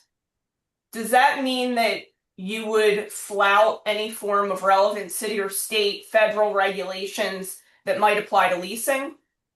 No, and the city, outside of the federal level, the city has specific questions that we can't ask, whether it relates to criminal history, whether it relates to eviction history, other issues that we have to be in compliance for, not just things that, might make the community feel safe, but also give an opportunity to protect potential citizens and potential renters that they have an opportunity for a place to live. And it was never our intention, and it's never been our practice to discriminate against anyone, both at a legal level and also at a moral and ethical level as well. And then my final question for you, German. Mr. Masters presented on the screen and discussed many definitions in various state codes concerning hospitals, transitional facilities, medical facilities, drug and detox facilities. Is your intent to use 4283 Viola in any way that would subject it to any of the state regulations that Mr. Masters presented today? Not even the slightest. The leap is tremendous in between the disparity of what we're proposing and the potential boogeyman tenant that Mr. Masters has created to scare everybody. Mr. Chairman, that is all I have for German. I do at some point want to make just a brief 4-sentence closing statement, but I'm very happy to do that at the end. I would like to cross-examine German. I'm getting ready to tell you to do it, so just relax a bit. All right. So please cross-examine. Sure. German, I'm looking at the document called Memorandum of Law in Support of Application for Special Exception that your attorney finally produced for me. And I'm looking on page 6. I don't have it in front of me. Okay, let me share the screen.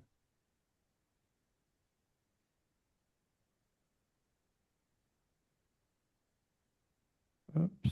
I'm going to object to this, Mr. Chairman. I'm not sure what my work product, what relevant information he's going to be asking my client about from my legal memorandum. I won't keep you in suspense for long. Wait. So I'm going to allow it, Meredith. Okay. We're going to move on from that, okay? Okay, let's look at.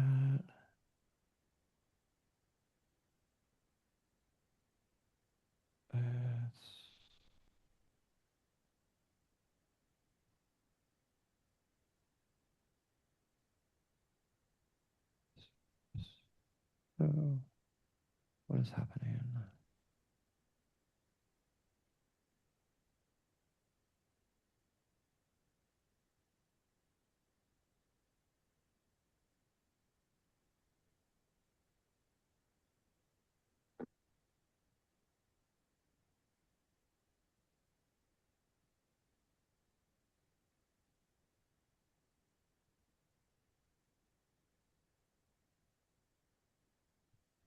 All right, page 6.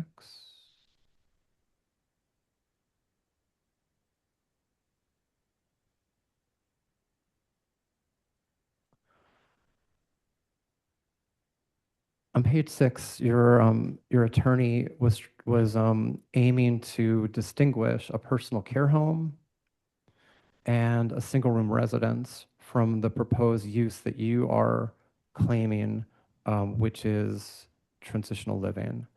I'm not claiming transitional living. You keep saying that, but that's not what we're claiming. Transitional housing. We're not claiming that either. We're claiming that it's a group living facility. No, that's not what she says in her file. Well, you're asking me, but that's not what we're claiming. We're asking for a group living use. Yes, you're asking for a specific group of living use called transitional housing. No, we're not. No, we're asking for group living use, and you're once again putting words in my mouth. She says, Let him get his question out. Go ahead. she says here, the definition of single room residence is defined as a building containing rooms rented as living quarters without private bathrooms. Examples include dormitories, rooming houses, and supported independent living. You claim that you've had dormitories before. That's not what I've claimed at all. You said that you've had students living in multiple students that are unrelated living in the same building. That's not a dormitory. That is people that are unrelated living in a house, like a group. Are they students? Some are. Okay. But dormitories aren't limited to students. Okay. Let me return to being the one asking the questions. This says your attorney says here each bedroom has a private bathroom. Further, this is a group transitional home that does not contemplate the payment of rent for individual living areas. Throughout the city, group transitional homes are categorized as group living and not subcategorized as single room residences. What does she mean that everyone has a private bathroom? I thought that you've testified multiple times that no one has any private anything in this building. So explain to me what you mean by a private bathroom. Each room has a private bathroom for it. So if you look at the plans How is show it that private there if it's are four people who live, four people live in the room, right? The pod is 4 people? up to 4 people. And there's 4 bathrooms. 4 bathrooms in each pod? Yes. That's not on the plans. There are 16 bathrooms in the building. There are 16 bathrooms in the building, and you're saying that 4 of them are in each pod? Yes. There are 4 pods. How does someone, so are you saying that these bathrooms are able to be locked and secured by one person only? I don't know if that's what private means. What does it mean to you? Well, I don't know what it means to me, but it's private means that somebody's using the bathroom privately at the same time, and there's a bedroom per bathroom. So your definition of private bathroom is that only one person can be in the bathroom at a time? That's not what I said. I said there's a 1 bedroom and there are 16 rooms and there are 16 bathrooms. There are 16 sleeping rooms and there are 16 bathrooms. There are 16 pods, right? There are 16 rooms where people sleep. Right. And there Which are is- 4 which- there are which up to in 4 here people is in considered- each room. Up to 4 people. Yeah, up to 4 But- people. So when you were proposing 50 people, how are you supposed to get 50 people if you don't have four of them per But that's not pod? what the definition is here. It says each bedroom has a private bathroom. It doesn't say each person has a private bathroom.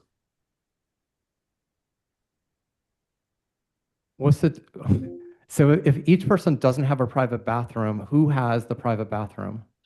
The person doesn't have to have a private bathroom. The bedroom has the private bathroom. It says they're in clear black and white. Here, each bedroom has a private bathroom. We have Okay. 16 bedrooms. We have 16 bathrooms. Okay, so basically you are contradicting your attorney and you're basically telling I'm us that literally you have a reading what my single-room attorney is residence. saying. My attorney is Excuse me. saying that each bedroom has a Listen, private whoa, bathroom. Whoa, calm it down here. Let's get back focused. I think you've made your point Okay. about bathrooms. He has a different view of you, so why don't we just move on from that?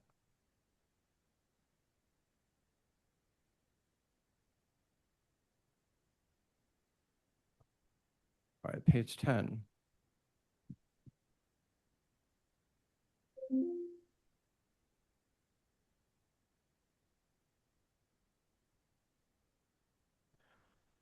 On page 10, your attorney wrote that group living is an inherently appropriate use and is consistent with surrounding residential multifamily nature of the area. Multifamily use of the block's existing structures is common.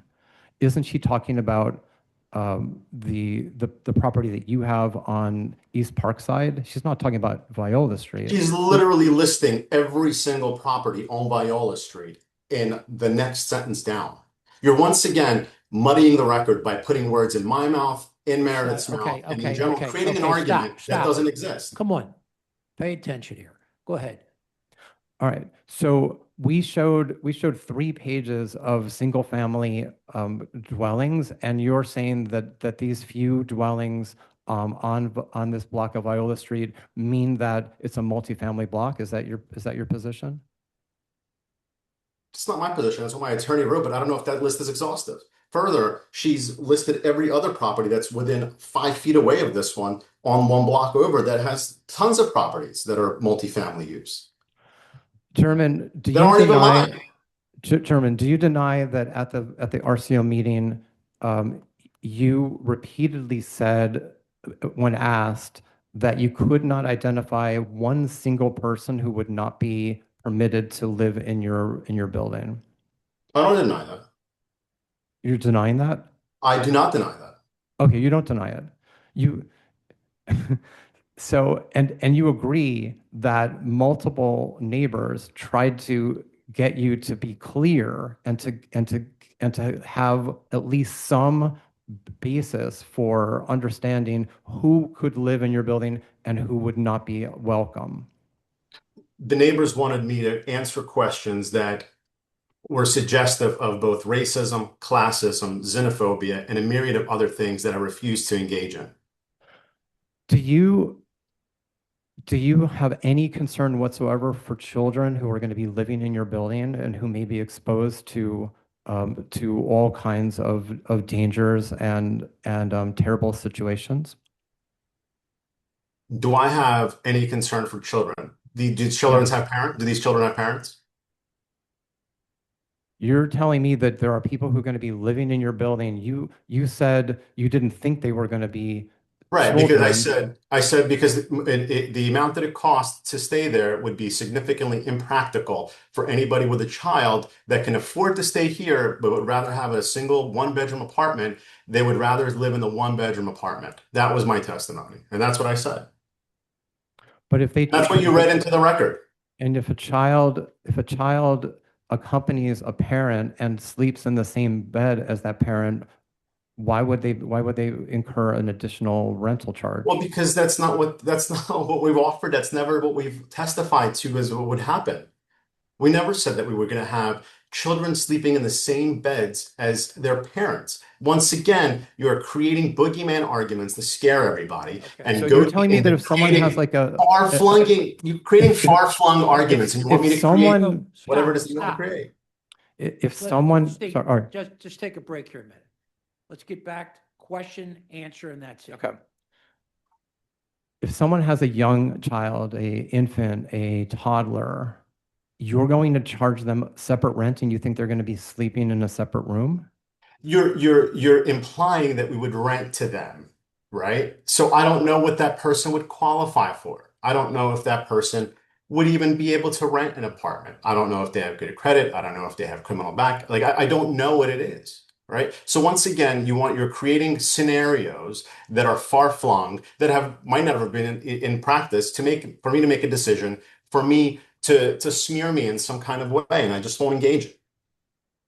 Are you saying that it's a far-flung suggestion that people have babies and that they want to keep their baby with them when they live in a building? No, my far-flung suggestion is that you are suggesting that that person would be a tenant, and I don't know if they would or they wouldn't. I also don't know if they would be able to qualify. I don't know if we will be able to deny them for a myriad of reasons. I don't know if we're able to exclude families or not exclude families. Right? So there's a myriad of assumptions that you want me to assume and answer that I just won't engage in. I don't have any. Once again, it's Thank you. irrelevant. Thank you. We're Thank asking you. for a group living. You're done. You're done. Thank you. I think we go now to, questions from the board. Yeah, so we know that this is a special exception case. I'm just trying to wrap my brain around the impact that you think that this project will have on a block that's primarily single family. So are you professing that there will be no impact That's with correct. this number of people infused in a single family home, in a single family block primarily? Is that That's your correct. argument? Yes. Okay. And board member, if I can just also respond, the evidence that we presented shows that it's not a primarily single family block. And the document that's up on the screen is very clear evidence of the context of this particular block. Yeah, I noticed that there are some multifamilies, but for the most part, it's a majority single family. Okay, so you're saying that infusion this amount of people in one home will not make any impact, have any kind of impact, whether it's detrimental or not. I'm just. Sure. So I you're don't, saying it's there's no, no impact at all, and I'm like, for real. well, hold on. If we were to build, there are 3 lots here. If we were to build 3 six-bedroom houses, which a lot of those houses are, right? That's 18 bedrooms. If each one of those bedrooms had 2 people in it, it's 36 people. And we were fine with said, you're right, 50 people is a lot. We're fine with reducing it down to 30, right? And that was the feedback we got from the neighbors. Okay, thank you. Any other questions from the board? Yes, okay. I want to get to just what the requirements are in terms of the proofs that are being offered here. So let me make sure I'm understanding what's being requested here. You are asking to put 50 people in this facility. Is that correct? Or as It's a many building. as, let me say, as many as 50 people. Right, and we were fine with reducing that down to 30, and it's a building, correct? It's not a facility. Well, okay. Right. Okay.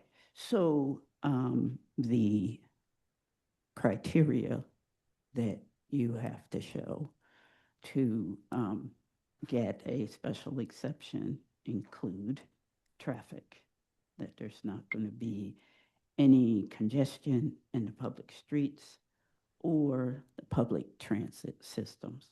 So are you saying that having 50 transient people in this neighborhood is not going to cause any traffic congestion or congestion in the public streets or with respect to public transit facilities? Is that your testimony? Well, I think there's more to that than just this would create that. I think it would be no. I'm sorry. Well, I'm asking you. The question is that your testimony? You are basically saying that there will be no effect. Is that? No more of an effect than if it was a single family home that was there for on 3 different lots. That would be at least 6 bedrooms big as the other ones are. It would be no more so than that. Okay. All right. So then the next one is density and the overcrowding of the land. Are you saying, is it your testimony, and this is just based on what you're saying, that this proposal that you have would not cause any overcrowding of the land? Is that your testimony? No more so than 3 single family houses. I'm asking you, is it your testimony that this will not cause an overcrowding of the land? That's Yes correct. or no? It will not cause any overcrowding. Okay, fine. Then the next one is about light and air. Is this going to affect the natural light and air to adjacent properties? It won't. This building is smaller than the other ones. It occupies 66% of the property when we're allowed to go up to 75. It's 38 feet tall and it's fully detached. So you can walk all the way around the entire building. It's got a large backyard, so it will not affect anything. Okay. And then public facilities. Is it your testimony that this use will not cause any undue burden on water, sewer, schools, parks, or other public services? That's correct. And you're saying this based on what? I'm saying this based on the fact that this neighborhood has had at least 70 homes demolished in the area. Not only that, they ran a brand new water line and sewer 2 years ago in the street. The largest park in Philadelphia is across the street from this property. There are countless public transportation routes available within walking distance. So I don't think any of that would be overcrowded. And it's sitting on vacant land where houses used to be on. What's that mean, countless? I can't count, but there's at least a half a dozen public transportation, buses, trolleys, you name it. Okay, so 6 is not countless, right? Okay. Anyway, all right. So then the next one is about impairment, permanent impairment to the use of adjacent conforming properties. Is it your testimony that having this many transient people in a neighborhood here where, even if you want to say that there are other multifamily uses, there are none with 50, up to 50, that was the testimony, up to 50 people, transient people in this neighborhood. Can you repeat that? I'm sorry.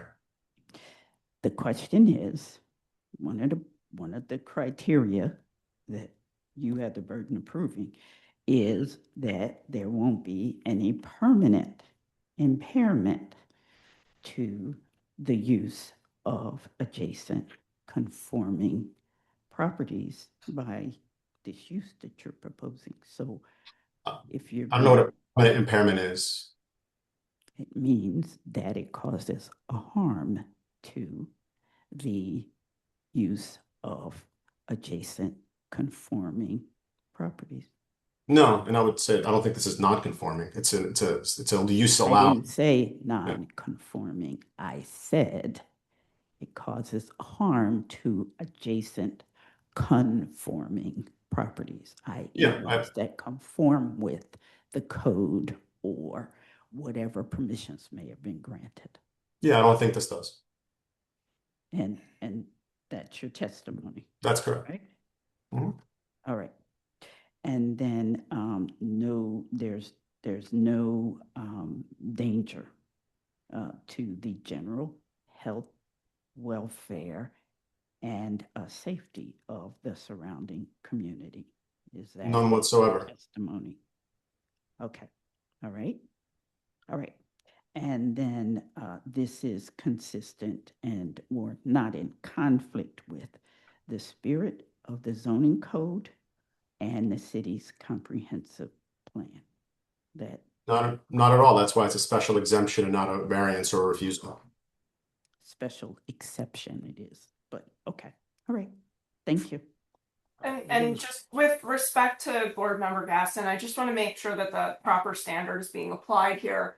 Our memo of law provides reference to various cases that note that our obligation with regard to the specific detrimental impacts that the board member just took German through is not actually technically triggered based on case law until an objector produces its own non-speculative objective evidence that the proposal is likely to cause harms. And with all due respect, that has not been done. I beg to differ with you. You have a burden with special exception cases. There's a shifting burden. The person requesting a special exception has to show that they meet the objective criteria that I mentioned. Okay. Understood. After that, the burden shifts to anyone objecting to it, and their burdens are different. Their burdens are the ones that we've talked about before with which is, what is it? It's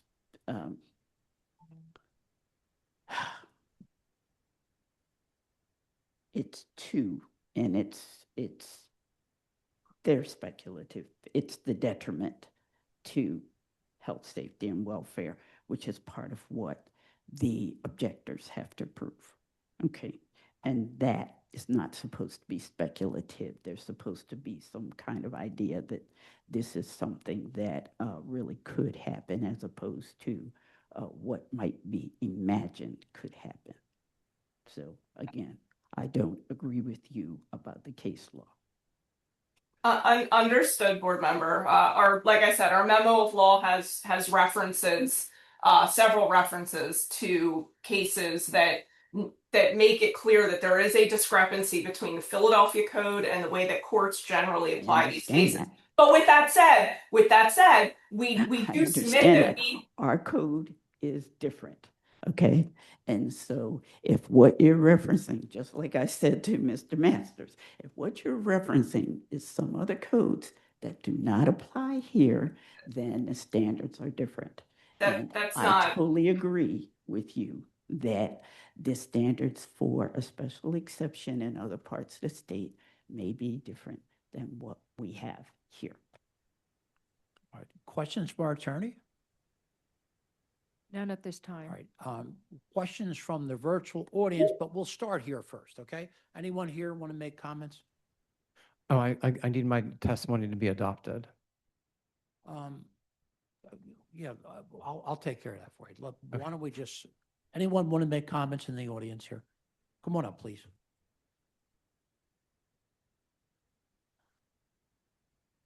Mr. Chairman, before he has his testimony adopted, since he's going to have his client up there, for the purposes of the record, I do need to levy a standing objection.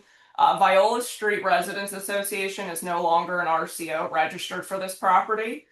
So for purposes of the record here, I do need to levy a standing objection. This was not the case when this case first started, but based on the current registration of RCOs, Viola Street Residents Association, Mr. Masters' client, is no longer a registered RCO for this property. Thank you very much, but it's still we're going to have testimony from the public that wants to come up. I can have a seat here. I think that's on. Good morning. Hi, could you please state your name and spell it for the stenographer? My name is Joyce Smith, Joycesmith. Do you swear or affirm to tell the truth, the whole truth, and nothing but the truth? Yes. Okay, so let me start out. Are you in favor of this practice or against? I'm against it. Okay. We've had a great deal of testimony. I mean, and you know, several meetings. Is there anything that you can mention that we haven't heard yet? Yes. Go ahead. Okay, first of all, I hadn't planned to testify at all. Pardon me? I hadn't planned to testify at all. Oh, sure, okay. But listening to the applicant's perspective or his testimony, I have no choice but to. I have no choice but to speak. First of all, the site used to sit two residential homes. They did not have 6 rooms because they were not, even though they're on the historical side, they did not have 6 bedrooms. Secondly, I live on the block. Sure. The majority of the properties or homes on the block are single family. I walked up and down the street to confirm that. We do have apartments. We do have apartments in the larger homes, 3 maximum. I can definitely tell you this project will have a negative impact on the quality of our lives. Also, there's accelerated density going in that immediate area right behind this site. 6 family homes, 6 single family homes on the 4200 block of Parkside. Yep. And some of them were duplex.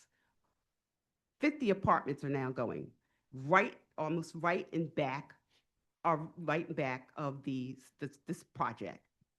There are other proposed projects right in this really small area.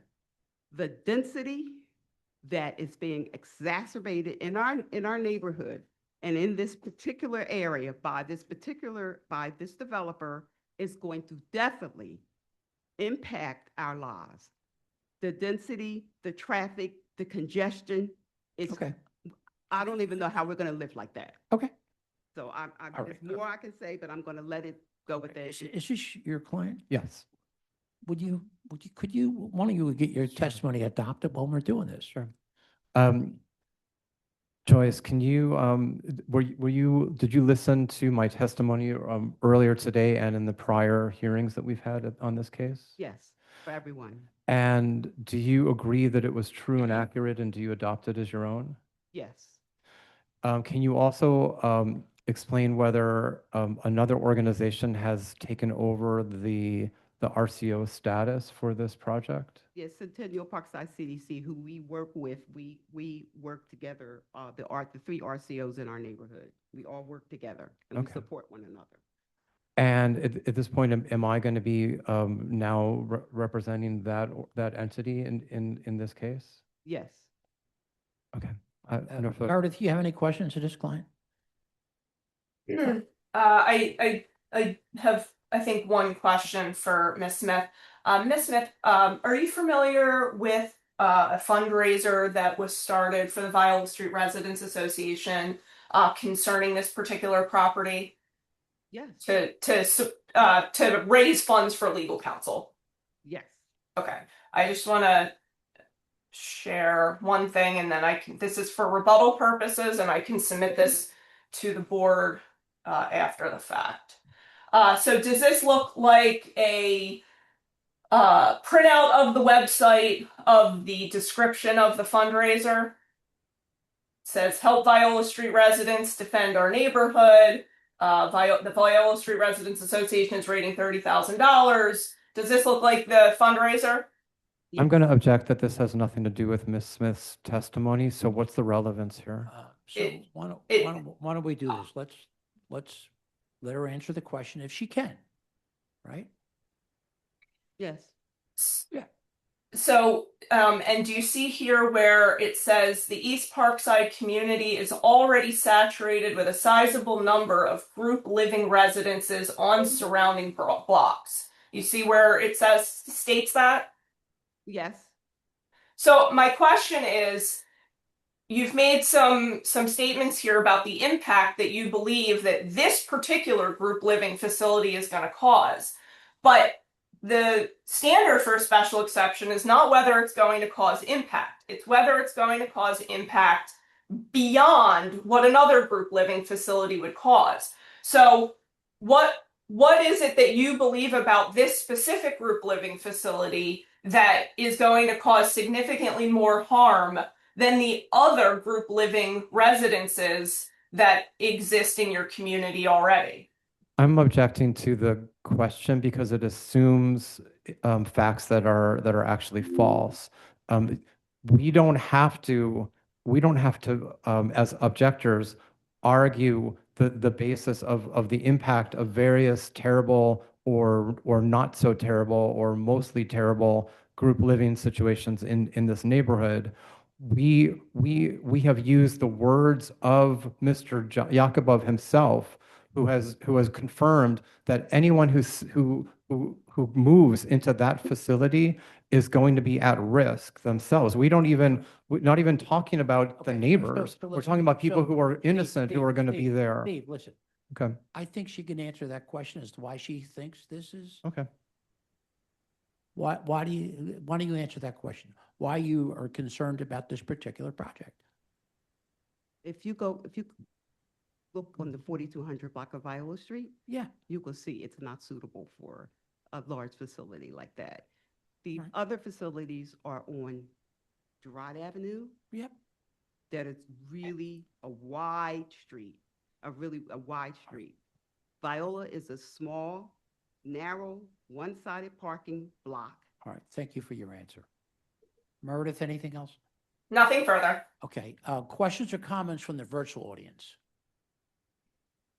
Hi, Chair. We have a hand up from Mark Harris. What happened to me? Shit. Oh, wait, Jihad, you're not muted. I apologize. Jihad, come on, Jihad. Maybe Mr. Ali should speak because he was. I got it. Yeah. Okay. Sorry. Hello, can you hear me? Yes. I can. Could you please state your name and spell for the stenographer? Yes, sir. Good morning. I'm Jihad Ali, Jihadali.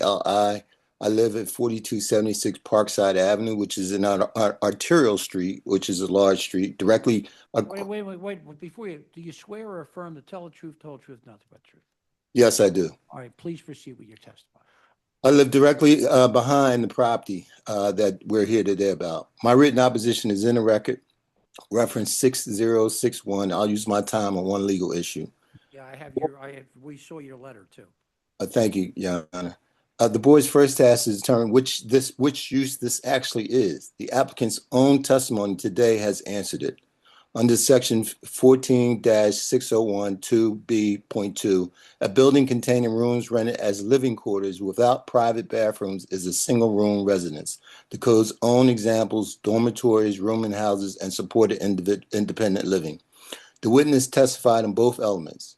One, occupants pay $50, $500 per bed, multiple people per room, rooms rented as living quarters. The rental unit is the bed.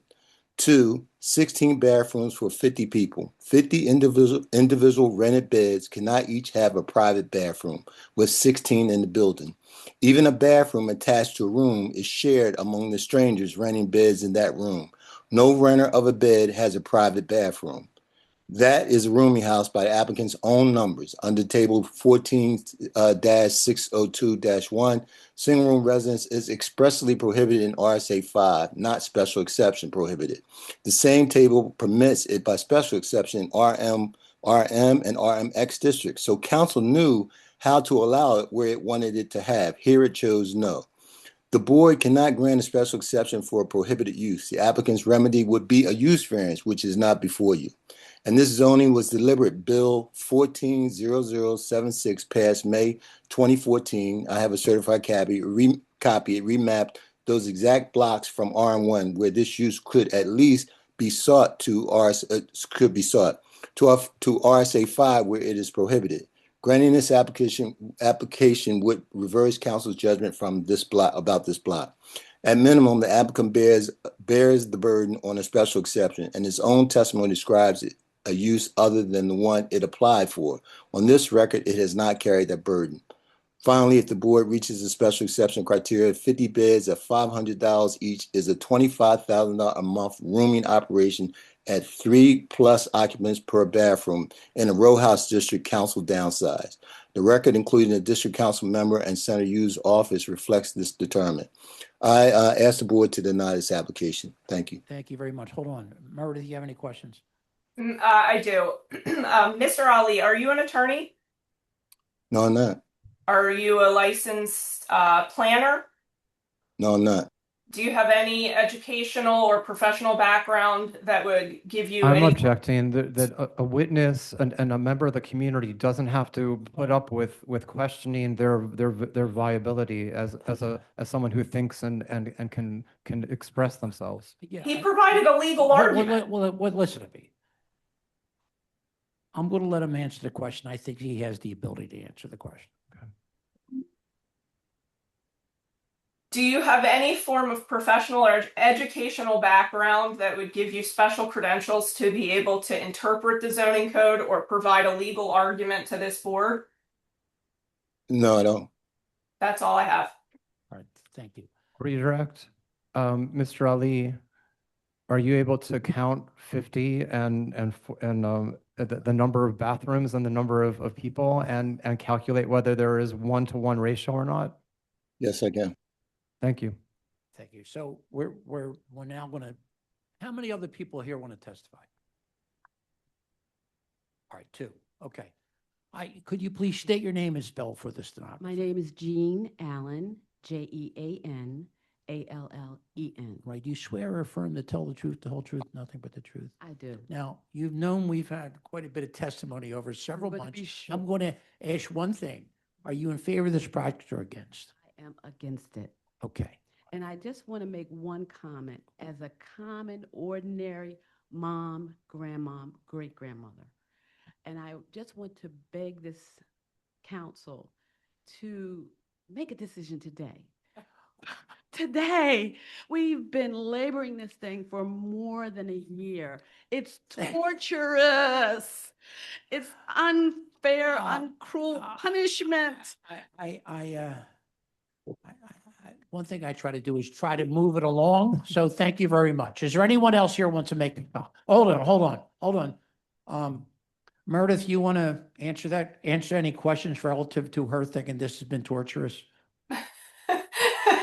I don't think I'm going to do that, Mr. Chair. Okay, Thank next you for the person, please. opportunity.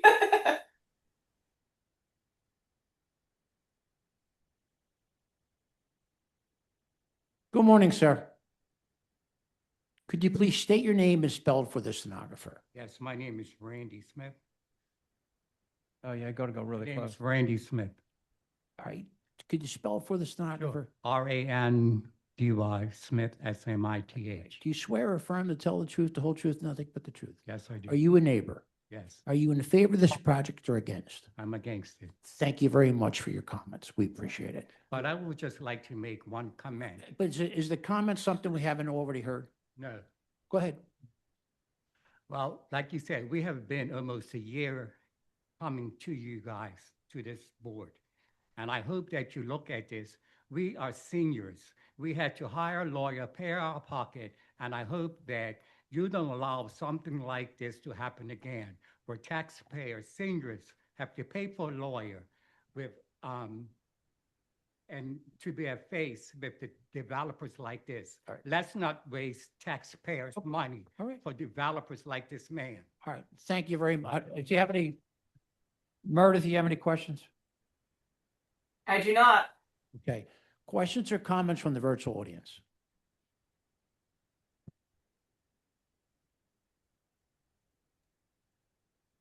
Do we see? none in the Chair, virtual audience? Chair, we have a Mark Harris with his hand raised. They're allowed to speak. Okay. Yeah, my name is Mark Harris. I'm yes. Could I'm you please, strongly, hold on, Mr. Could you please state your name and spell it for the stenographer? Mark, M-A-R-K, Harris, H-E-R-R-S. Right. Do you I'm swear or st- affirm to tell the truth, the whole truth, nothing but the truth? I affirm, I'm strongly opposed. I do not have any new testimony to give. All right. Thank you very much. Meredith, if you have any questions? Mr. Harris, where do you live? I live in Cathedral Park and we're suffering similar problems from this developer. That's all I have. Okay. Anyone else in the virtual audience? Yes, Chair, we have a hand up from Brian Harris. They're allowed to speak. How many more hands do you have? Just one. Okay, thank you. Good morning.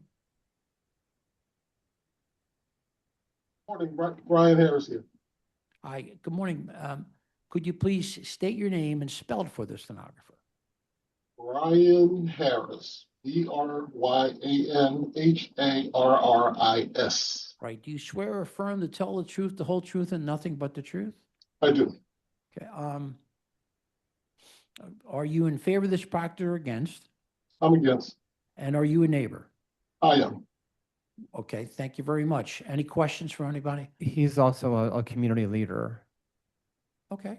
Mr. Harris, can you just tell us what your leadership is in the community? I'm the RCO chair for East Parkside Residents Association. Okay. Thank you. We appreciate that. Meredith, do you have any questions? No, I do not. No more hands? Chair, we have a hand that went up from a Lorraine Gomez. Okay. They're allowed to speak. Good morning. Could you please state your name and spell for the stenographer? Yes, my name is Lorraine, Lorraine. Last name is Gomez, Gomez. Do you swear or affirm to tell the truth, the whole truth, nothing but the truth? Yes, I do. Are you a neighbor? Yes, I am a longtime resident of. All right, hold on. Are you for or against this project? I am against the project. Thank you for taking the time to call us. We appreciate it. Is there any other hands? No further hands at this time, Chair. Hillary, should we, Meredith said she has a 4-sentence closure. Do we take that? And Steve, can you give us that? Why don't we do that? And then we'll go to planning, or do you want to go to planning first? All right, planning. Madison Matera, Planning Commission staff. The comprehensive plan recommends a change in zoning at this location from RSA 5 residential single family to RM1 residential multifamily.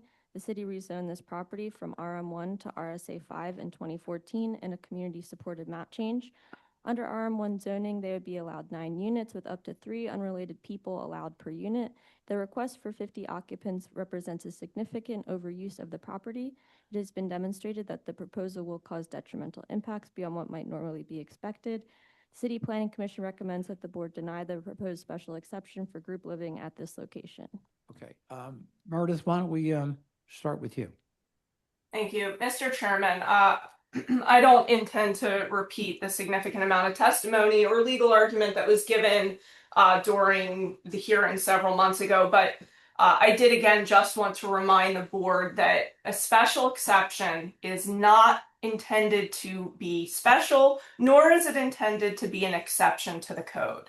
It is a permitted use, and the testimony and evidence that was offered established that this particular use is one that fits within the definitions of the zoning code. The zoning board is bound to apply the definitions of the Philadelphia zoning code and no other definitions under any other state or federal or any other municipal codes that do not apply in Philadelphia. The Philadelphia zoning code is quite clear that where a use cannot cleanly fit within one specific definition, that L&I and this board are tasked with determining whether that use best fits within one or more categories. And we believe that the testimony that was offered made it extremely clear that the proposed use meets the definition of a group living use. And furthermore, for the board to deny a special exception on the basis of any purported detrimental impact, the objectors must have demonstrated that it would create specific hazards not normally generated by other permitted group living uses with a great likelihood. As I noted, I have submitted a memorandum of law to this board that contains a significant listing of recent Pennsylvania special exception cases that established that the only successful denials or overturned special exceptions are for highly noxious uses. The objectors here did not meet their burden. They did not present any form of credible, non-speculative evidence. They did not present any expert witnesses that would rise to the level of establishing a high degree of harm that is required for a zoning board to deny a special exception. Thank you. That's all I have. All right, Steve? So, yes, it's true. We didn't provide any expert witnesses because we had the words of the applicant himself, who established beyond a reasonable doubt that this use would be terribly dangerous, first for the people who are living in that facility. They would be at the highest risk of danger, plus the incredible impacts that this will have on this a majority single family block. But in addition, and as Mr. Ali testified to, and my cross-examination of Mr. Yakubov focused on also, there has to be private bathrooms provided in this facility for it to qualify as group living and not as single room occupancy. There are up to 50 people and only 14 bathrooms or 16 bathrooms. That establishes that this should be a variance case, not a special exception case. So they haven't been able to establish that this is even properly before you as a special exception. Not only that, but the transcript, the damning transcript that was read to you by me, with no, there was attempts over and over again by the community to help this developer come up with some kind of a protocol and some kind of a process that would be safe and would be appropriate for a building with this kind of a use. But over and over again, he answered the questions in ways that were alarming and that were dangerous. And he himself established that this use will be quite a bit more harmful and dangerous than any typical use for group living, simply because there will be no one there who can address any issues that happen in this building. And there is no reason there's a reason why virtually all group living situations have to have something like that, especially when you have that number, that density number. So the applicant has not met their burden. We have met our burden to the extent that we were able to demonstrate to you that what they promised will, and what they want to deliver will be a disaster for both the people who live there and the surrounding neighbors. Thank you very much. I want to thank both attorneys for this long, lengthy process. I want to thank also the neighbors who had a great deal of interest in it. So MI 2024 006 832 4283 Viola Street, I vote no. Cheryl Gaston, my vote is no.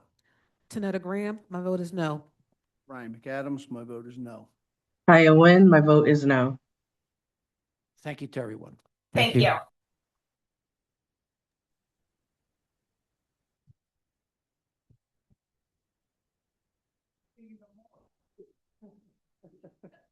We ain't got no more money.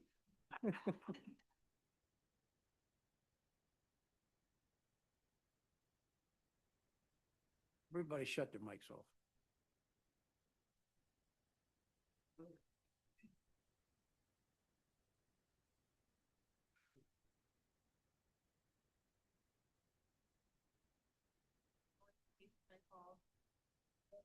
Attorney wanted to go into the case, not